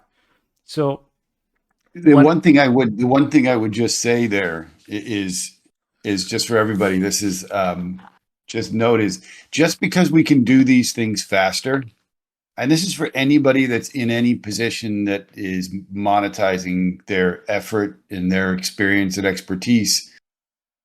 Just because you can do it faster doesn't mean that your services are cheaper or that they're less expensive. True. And I say this more from a creator space than a employee or brand or publisher space, more so. But just because that you can do this quicker doesn't mean that you didn't spend the time, the training, the learning, the this. Listen, we've been on this phone for an hour and a half. Thank you, Valentin, for joining us. But also thank you to everybody else. Incredible. But we're all coming from different spaces and we're saying we'll show up and we want to learn more. But that's valuable. This is valuable. So don't undersell yourself just because you can do it quicker. Make sure you still get your value and you ask for it correctly in the marketplace. I completely agree with Seth, and that's true. What I'm showing you here is how to be efficient and how to be creative in an hour and a half. And the other thing too that I think that you touched on that I think is important. Sorry to jump in, but yes, it's about a globalization and leveling that we're looking to do. And by that I mean bringing opportunities to everywhere in the world, utilizing low latency pipelines that you can still produce results that are of this caliber. So that's something that's interesting too. And that also, that what I shared in regards to the value of your services, that also applies to everybody in the global economy too. Now, as we start to connect all these things. So sorry to interrupt. I just wanted to pin on that, Valentin. No, it's completely fine. I fully understand you. What I'm trying to explain here is actually, since we're on this subject, I think I'll say something that I know many people may disagree with me, but based on my experience in the years and everything I've seen, I'm gonna say this, and don't hate me for it, but in time, if I'm wrong, I hope I'm wrong, but if I'm not, remember what I said. I don't think that AI will replace artists. I think that AI artists will outshine regular artists. And what I mean by that, I don't mean that those people will be better artists than someone who spends like his entire life learning how to do art. But you need to look at it from a point of view for someone who's paying you for this. At the end of the day, when you work for freelance for a client or someone, the person cares what you can do for him, how fast you can do it for him, and how much variations you can provide to that person for the period of time that he's paying you. And if you're more efficient, and if you're competing with another artist who's drawing good, but it takes him twice the time or 10 times the same time to produce the same image, I'm not saying that people will not look for value, but quickly you can see how an artist with artistic skills can produce things like this. And keep in mind, I'm not a concept artist. I'm a 3D character artist, and I do 3D models for a living, and that's what I love to do. And this is just a hobby of mine, and I've tried to develop my own workflow and a pipeline for people to understand how I produce art and how I do things like this. And this is what I'm trying to show here. Don't underestimate your value and what you're doing. But what I'm telling you is, if you're an artistic person, you can use my model because it's based on my own art and what I do. Go wild with it. Go have fun with it. Explore, design. Because at the end of the day, it's better to know AI art and implement it in your workflow to become better artists, because you don't have an excuse to not do so if there's a tool that allows you to implement your own art and your own techniques and everything you're doing into the whole process.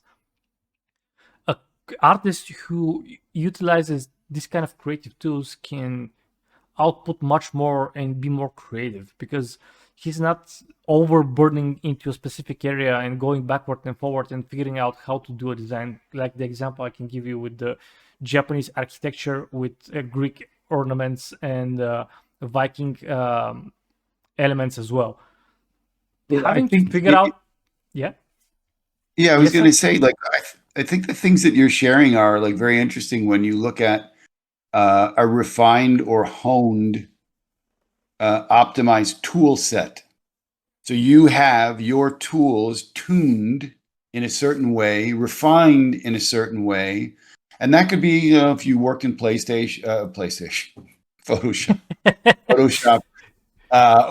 or what are another one of the Adobe Suite products, you'd have your things like kind of optimized out. So what you're saying is, as an artist who can come in and take on a project and a brief and an idea, and then bring to life not only one concept that's, let's say that's my good go-to concept. That's what I lead with.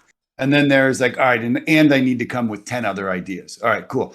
Then you can go in a time with consistent results that you are in control of. So from idea to creation, there is connective fiber that is basically just allowing for these things to take place at a quality level and a consistency that is repeatable time and time again. So you're unlocked from idea to generation. If you think of it, you can then create it and bring it to life consistently, repeatably, and become a reliable resource to your clients. Now, what is that going to do for the artist? Timeline, deadline, or maybe it's a stretch goal. Well, if they have the confidence in their tools and they have learned these tools and they have a workflow, there's less stress. There's more dopamine, there's more reward triggers that are going on, to where the creations that they're going to be able to bring to their clients and the breadth of ideas is immense. So we're not locked out by not knowing unfamiliar tools and these creative workflows that are really revolutionizing the entire production pipeline. I agree. And what I'm trying to show people is that AI is not a bad thing. And yeah, everything can be a good or a bad thing. If you give a knife to a child, it can hurt someone. Or if you give a gun to a person, he can hurt someone. But not everybody who owns a gun, for example, hurts people. Am I right? There always will be bad apples in our community and in other communities, and people who try to take advantage of this technology and make a bad name to the whole scene. But I understand why many people who I know, who are close friends of mine, fear AI and hate it and so on. But those people don't realize that if you spend the time and just sit down and play with the tools, you can achieve really, really great results. And the thing is, just go and explore it, people. Don't be afraid of it. Just sit down, have fun, and see what you can do. And since we did environments and characters, I'm just gonna do something really even quick and show you something even more mind-blowing. Let's say you work on creatures and so on, but can I use this to make like a monster creature? How your model is trained to do characters and environments and so on, but can it do monsters? Well, actually it can. Let's try something really crazy. I just went inside of Photoshop and painted this. I know it looks horrible, but hear me out. I have an idea in my head, and I just want to visualize this idea to someone, or I can tell someone, draw me something that you want to see, like a basic silhouette of whatever. And can we take this and make something really cool with it? Actually, we can. All I need to do is use this in my control net, and since I have an idea what I want to do, I'll do a photo of a sea creature monster, and I'll just let's add a word meaning image masterpiece and 16. That's all I'm gonna add. And can we get something decent? Like, we want a design. Can we get a decent design that we can use to present to someone and say, okay, this is what I'm going after? We can. And if I do this, I'll start to get a sea creature that respects and follows my design. And since You we look like already you got did, those little glasses on like that guy from The Nightmare Before Christmas, Sally. exactly. And now I can even upscale this to, let's say, 140 by 140, and I can show this to a client or someone in my team and say, okay, can we do like this kind of creature? So since I've lowered my noise, I am just going to take this image. Oh wait, I messed up. I've forgot one of the fours here. Here we go. Now let's try generate. But you can already see here that we're taking what's there and we're simplifying the whole creation process. And now, since I use a low amount of noise, I'm taking the shapes and everything that was there and just upraising it, and I'm adding more to it without too much destroying my initial design. So this takes a little bit of time because we're doing like a really big resolution. This is not something small. And if I'll go lower with my noise, probably I'll get even closer result to this. I just went with 0.45, which is a lot for something that I'm doing like this. But you can see quickly how even this result will look nice when we present to someone. And I've created this design with a single black and white image that represents the shapes and silhouettes of what I want. So I'm already having an image that looks like this. This is a production level quality. This is not something you just do and so on. Yeah, does it need some retouches and so on? Yeah. But how much time it will take you to do this? How much time it will take you to design something from this to this? Technically a lot. And that's why I've developed these techniques and methods to work like this. It's something I came up on my own. This is how I figured out how to fix faces and solve the problems for other people. But if you're wondering, can we do game objects? Yeah, since we run out of time, I will probably not have time to show you. But with the designs that are sketched like this, we can go and produce a result that look already like this. And those are just some game props that I want to do, just so you can see how much creativity we have. And if you're wondering how many of those I can make in a single splash, well, there you go. And those are just flasks. What about some other objects? What about backpacks? Can we do those? We can. And we can do a lot of them. And we can just simply sketch something and give a different art direction and push to a whole design. And I can just explore anything. I'm sorry, I'm laughing on the chat right now. So I can do this, but can it do more? Can we do more with my model or with the tools that we have? Well, how about icons? Well, First, let's actually look at chests. Can we do chests for video games? Like, can we try like different crazy ideas for a chest from an image that looks like this?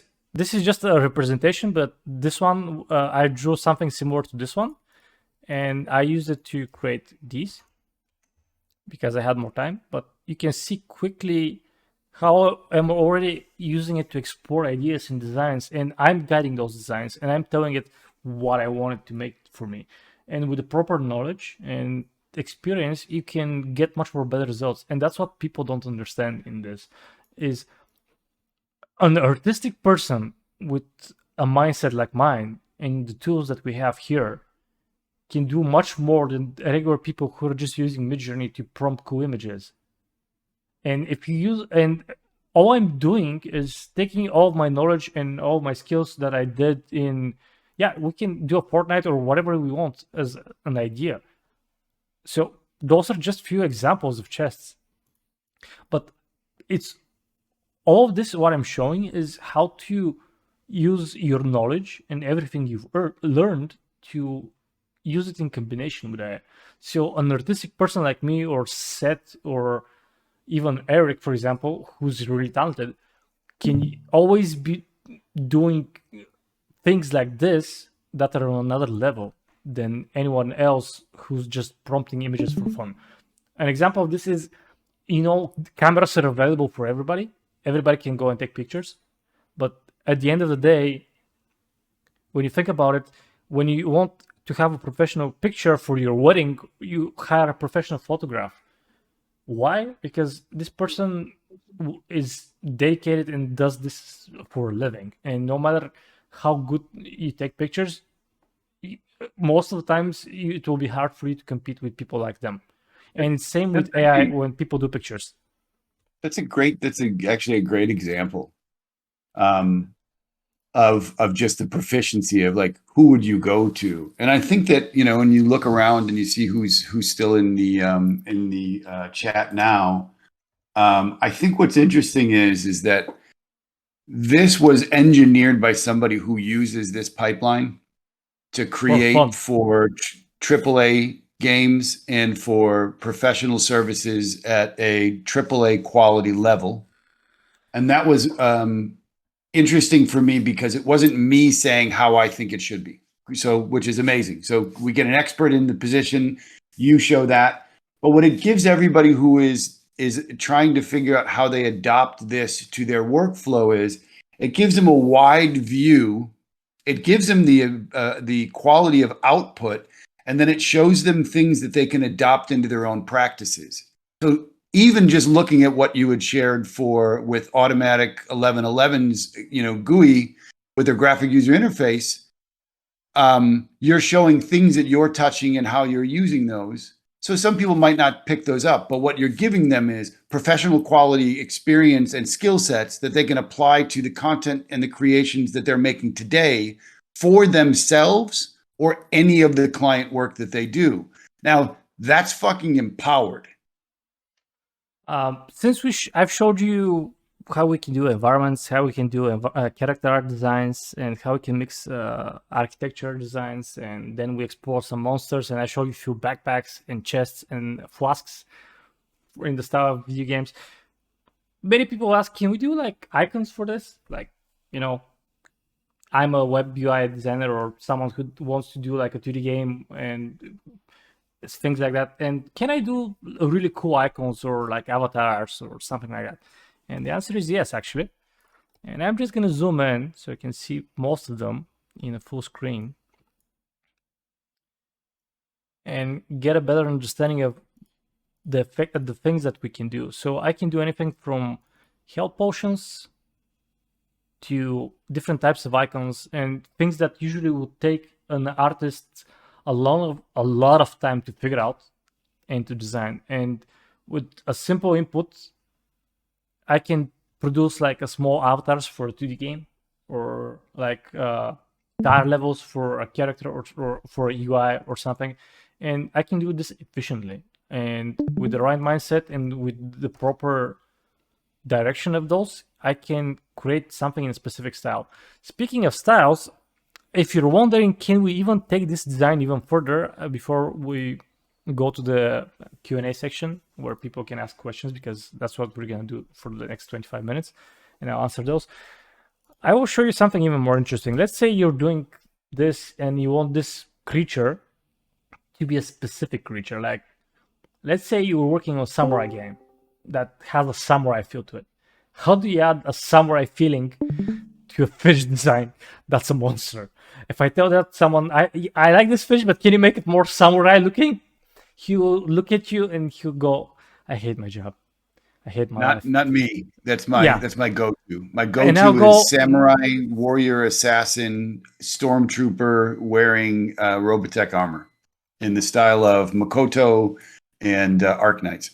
Wearing samurai stormtrooper wearing what armor?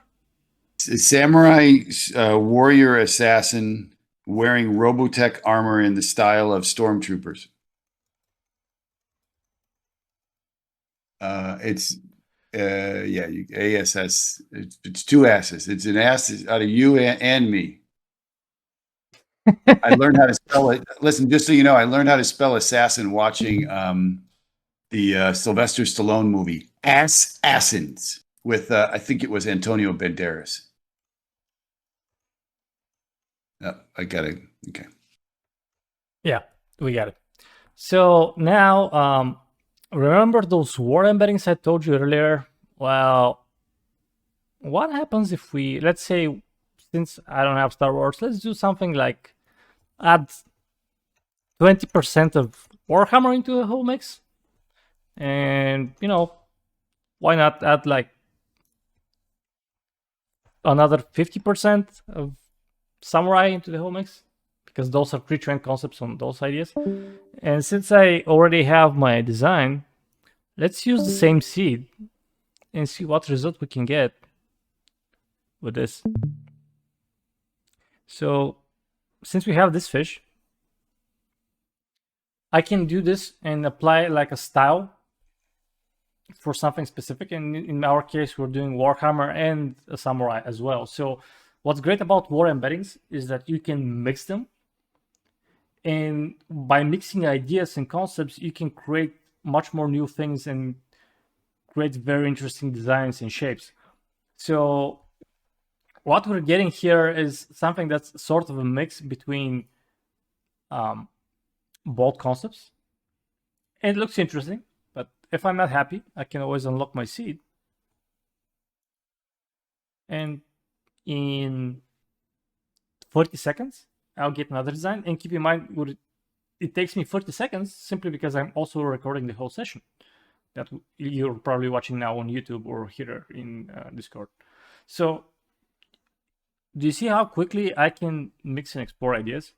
And that freedom for me artistically allows me to do whatever I want exactly the way I want it. And many people say I don't like AR because it doesn't do what I want it to do or stuff like this. Well, if now you don't have an excuse not to try, more or less.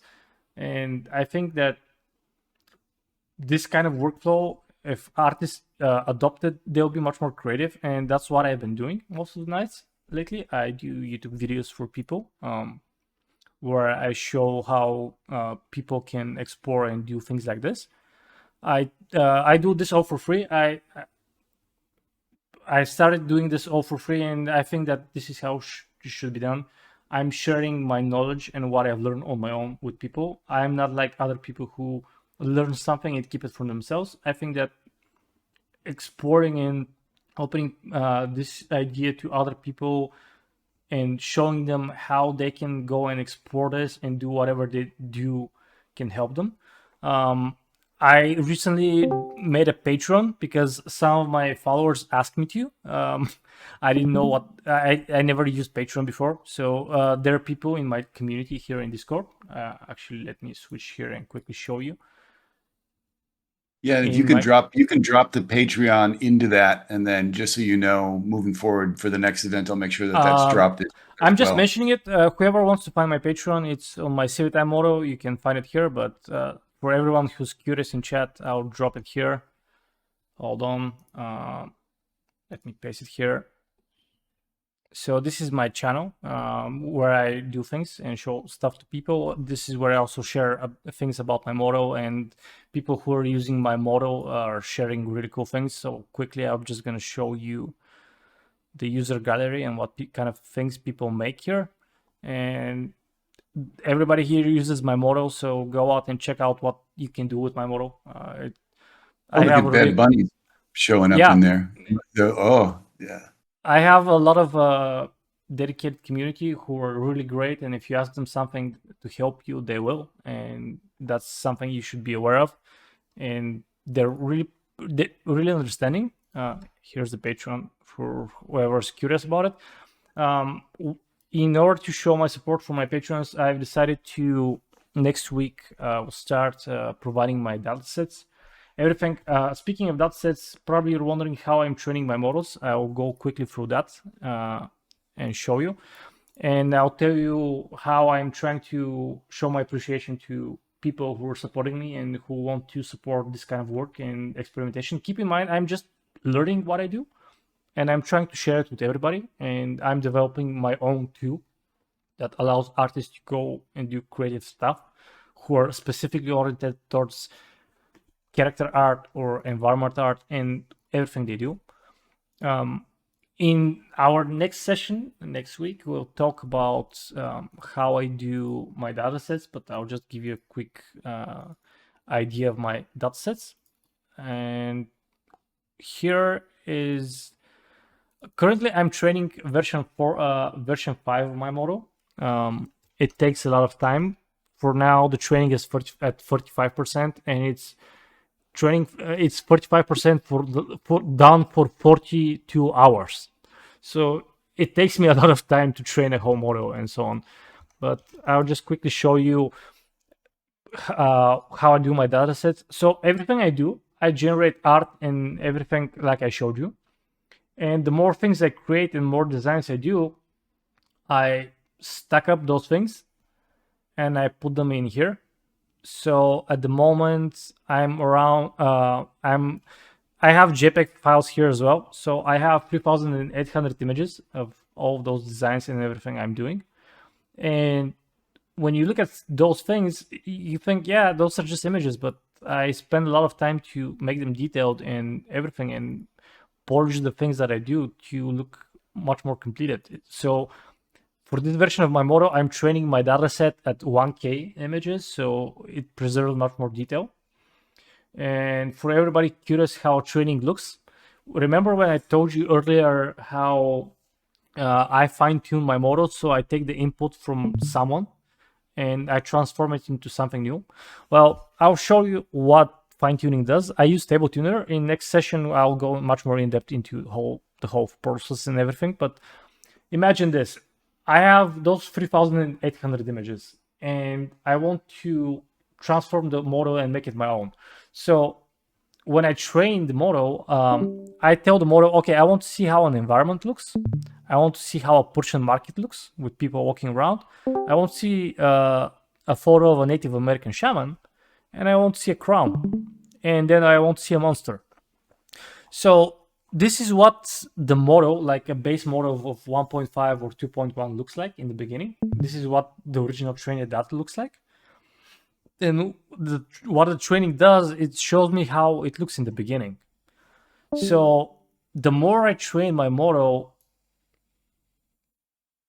and the more I train the model, and this is training for like 40 hours, keep in mind, the results that we had earlier start to look like this. So now I have this those photos starting to look much more better. My Persian market starts to look much more like the concept art and all of my data sets and everything inside of it. My Native American shamans start to look much more like my characters that I did. The crown objects start to look much more like the objects that they show you because I'm fine-tuning and training the model to start to understand those concepts much more better.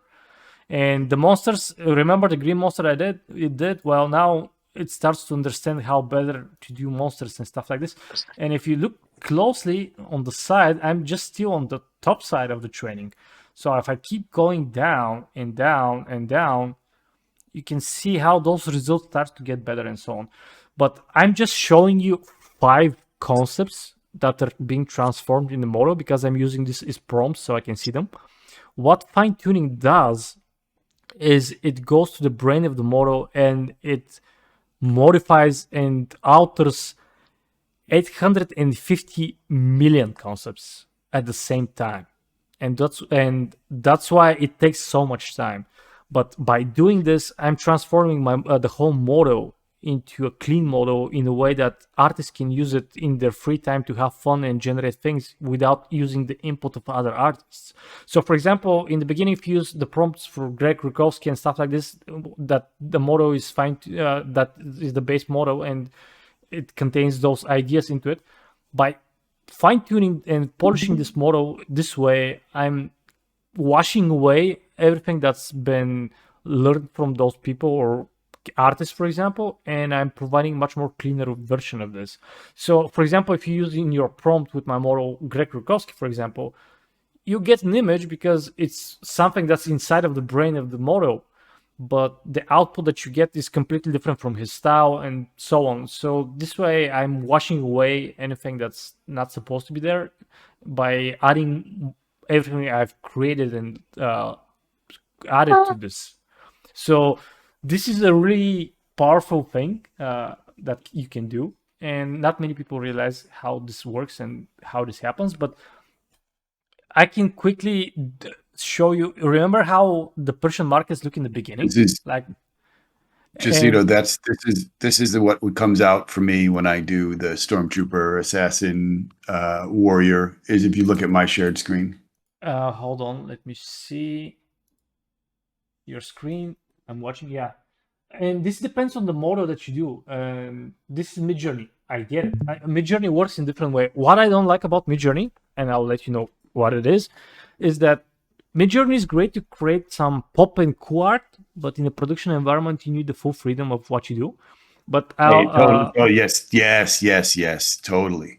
You know, listen, I want to tag on something that you shared, that you were showing, and that is that when we look at what these workspaces are going to be, and when new projects kick off, let's take a look at the scale of a size of a big project, a movie, a game, a new brand campaign, or a new product gets built, or a new, and what you will see is people like you with the toolkit and the briefcase and the reference images showing up first, establishing all of the parameters, the inputs, the styles, the references, all of that.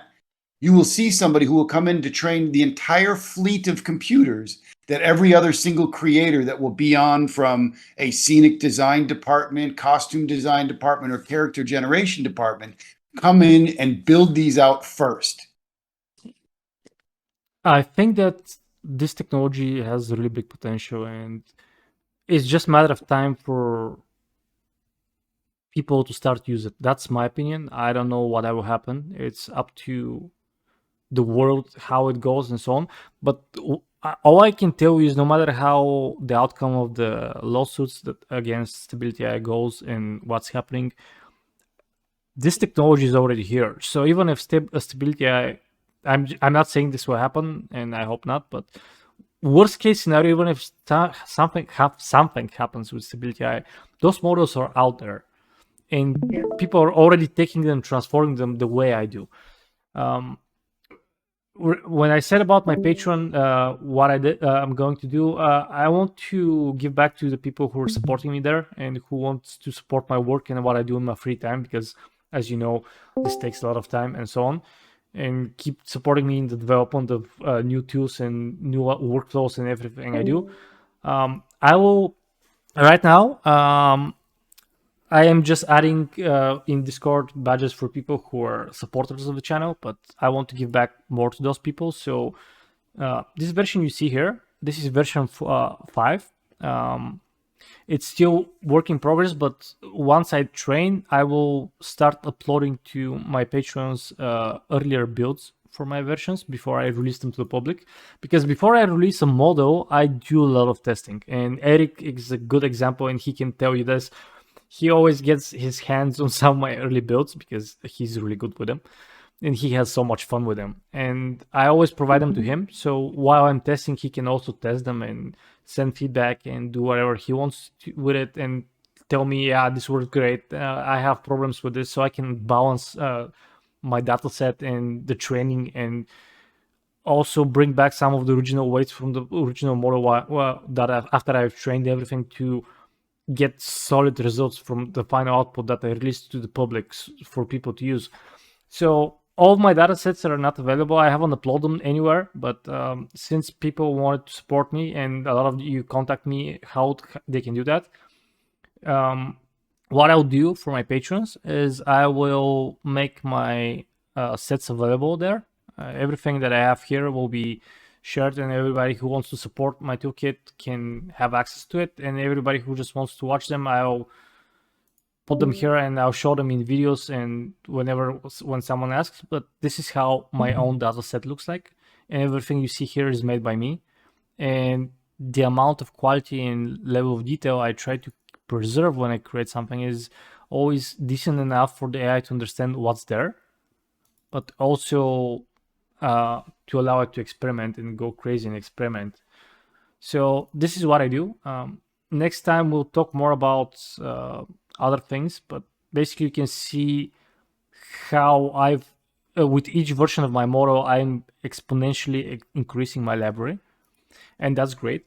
And also you can, using the workflow I do, I always like to do things on my own, but I'll tell you something that you don't realize but you can actually do, and that is you can use right now Midjourney to make images that you can take and create a small data set that represents your artistic vision or style, and you can fine-tune your model with those images. So you can create something that you like in the style that represents you more or less, and train a stable diffusion model and do the same thing I'm doing here with my own model.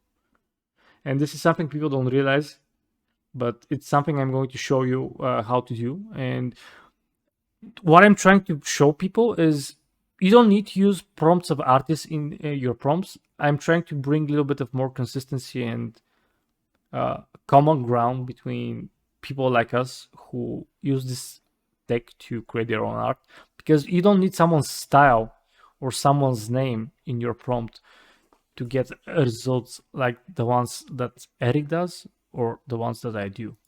And even for this, I never, as you saw through my whole video, I never used anybody's name, and you don't have to as well.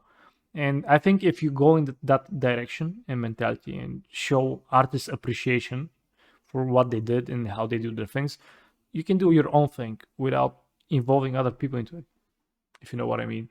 And this way you can share something and say, I made this with my own set, with my own mentality, with my own tools.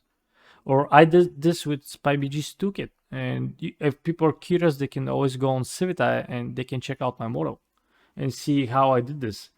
And they can also start doing something they want to.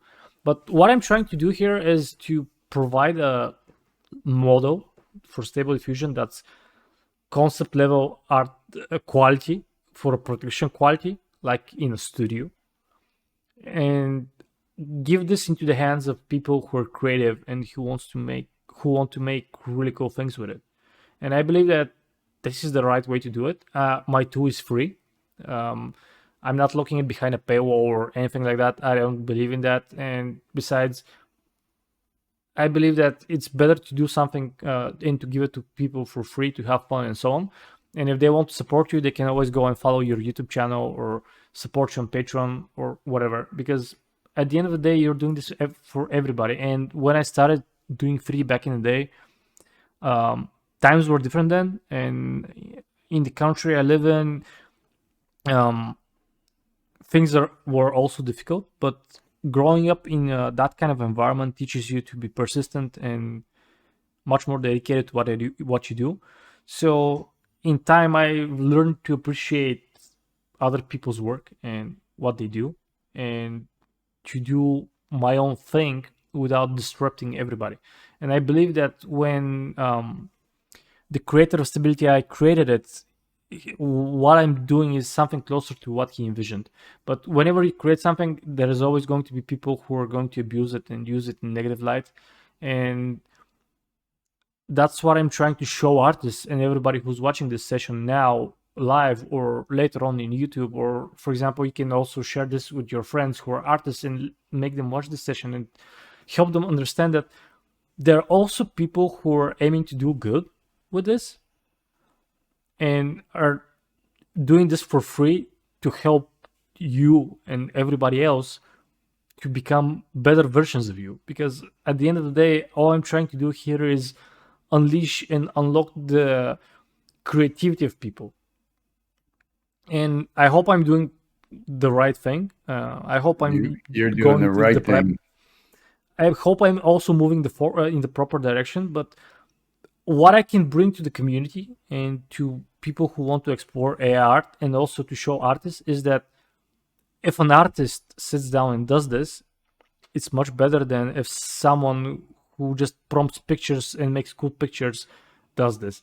Because I can bring my own mentality in the production pipeline and show you the things that I show you, how to do them in your free time, and also how to reduce your time without compromising or using other artists' names or anything in the process. When we created this, we created so many things, and when you never saw us using artists' names and so on. And I think this is how AI was designed, or how it should go.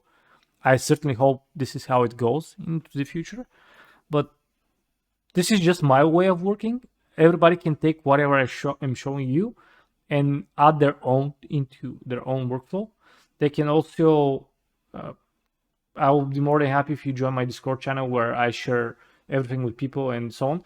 I've managed to build a really good community where people share their own ideas and tricks and everything. And I believe that we can grow up as a community. The AICC community is really great and they're really talented people here.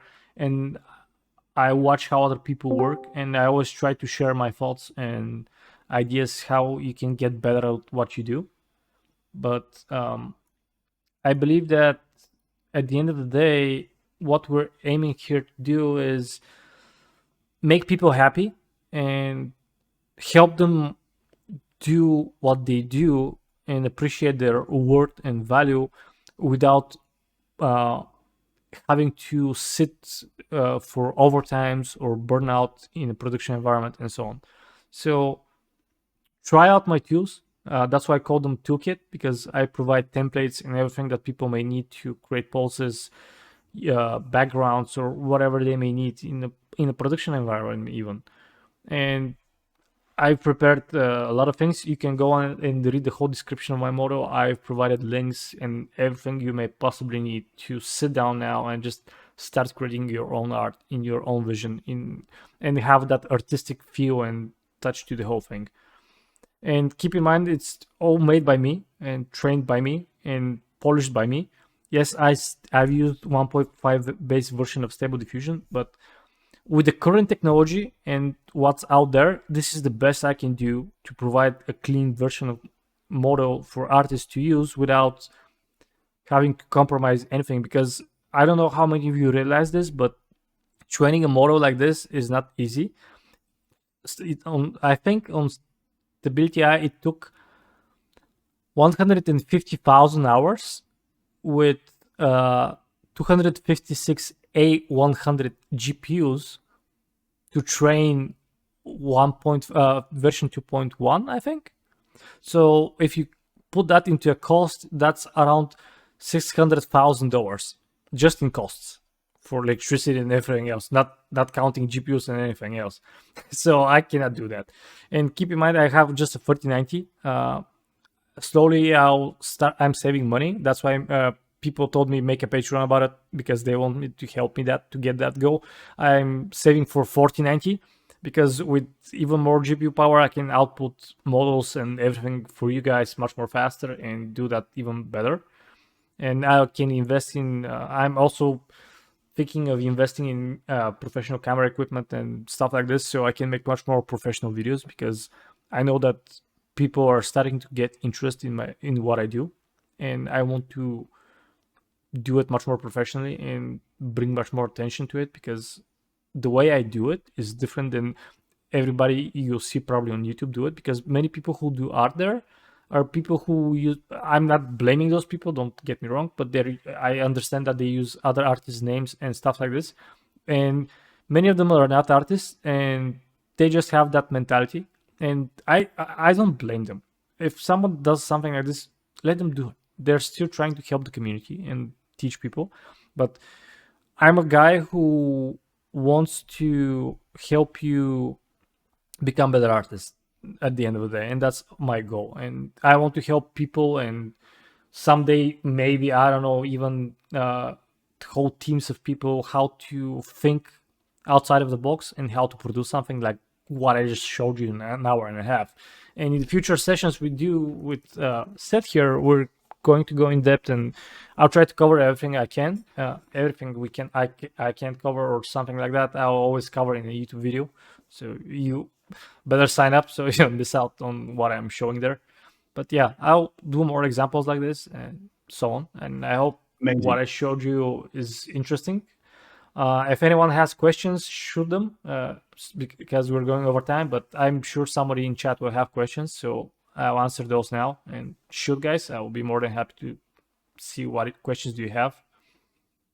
I'm going to run before we jump into questions. I do have to run. I've got somebody waiting for me downstairs. Valentin, thank you so much for joining us. Your ethos, your thesis, the way you look at this is exactly how we do as well.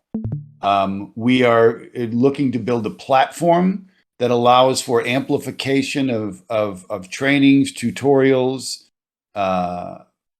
tips, tricks, techniques, everything that you just went over today to empower creators with new tools for creation. So thank you for your time. I'm going to run, answer anything that you have to answer, and I think I can exit quietly. No, let me see. Nice. It's been a pleasure. And Seth's gone.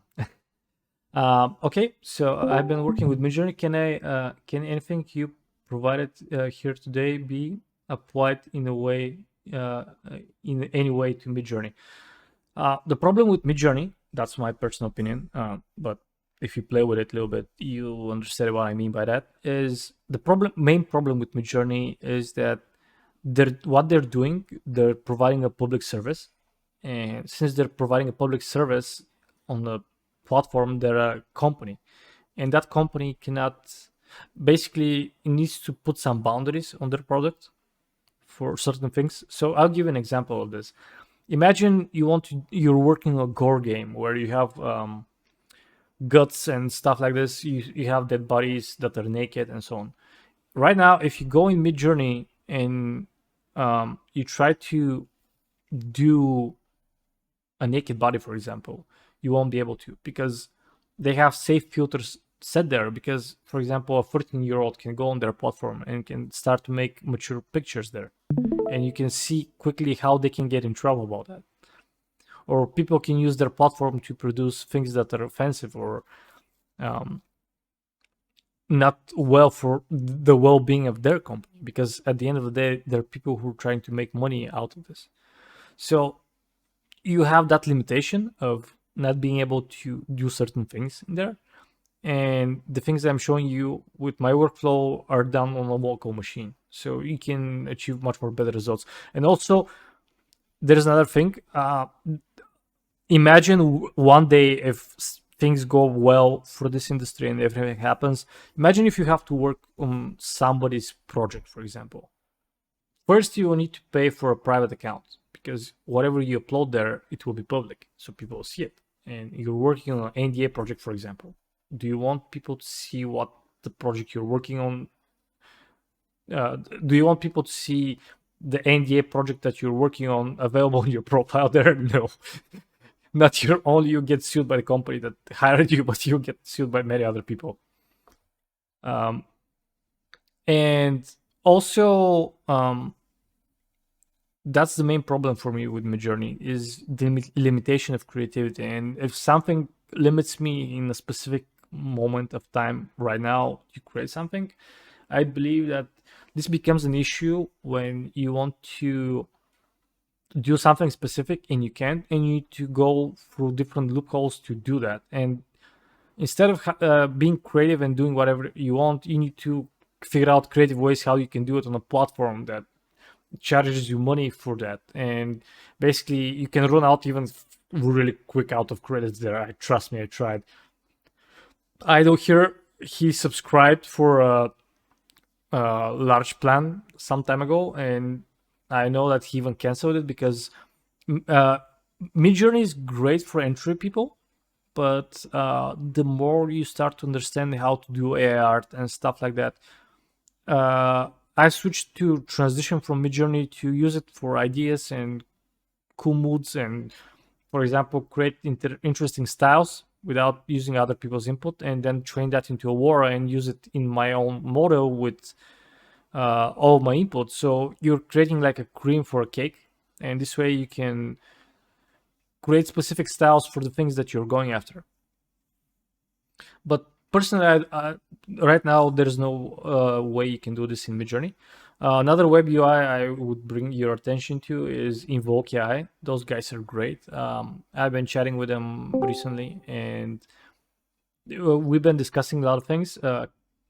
Kent is a really cool guy. He's the CEO of the company who's focusing on how to do a great web UI, and he wants to make a UI that basically what those guys are trying to do is make the next Blender but for AI. And soon they'll be releasing a video for their toolkit. They called it Invoke AI Toolkit for a stable diffusion model. And basically they're providing a web interface similar to the one that we were using here. So you will start to see really cool things from me as well there. I'll start making some things with Invoke AI soon. But trust me, you want to try it out. It's really cool. It's like Photoshop, but you can do some of the things here and there. I don't have questions besides a million. Don't worry, guys.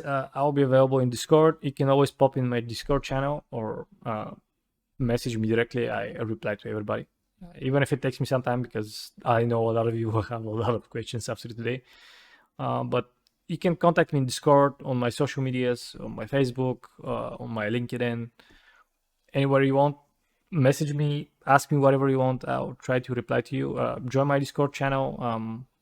I'll make sure that if you ask something that I've already answered, you can find a question there from other people, or you can ask my community, because the things I'm showing you, I already showed them to some of my colleagues and peers there, people who are really awesome and really open to sharing their experiences with everybody.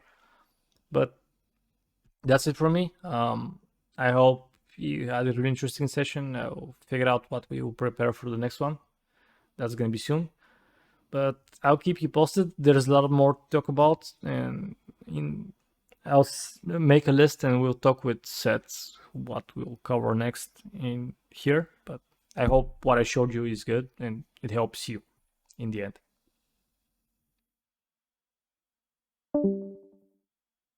Thanks everyone, and bye to everybody who waited too long. Don't worry, everything we discussed today will be recorded and we upload it to YouTube, so later you can watch it and go back through the whole thing. Because Thank I you know so much. Oh my God, this is amazing. Thank you. No problem. By the way, feel free to turn on your mic, say what, bye, or whatever you have to say. I'm open to hearing people, and I'm still recording, so you will be on YouTube. Thank you for everything, Val. It's been very helpful. I'm glad. I help you guys.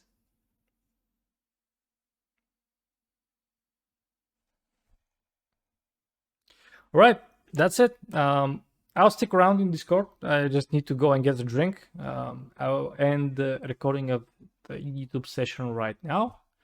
And with everybody else, we're gonna have a chat. I'll stick around, answer a few questions. I just need to grab a beer, so if you understand me. Give me a second. Also, for everybody watching on YouTube, thank you for watching, guys, and I hope you had fun. Happy New Year.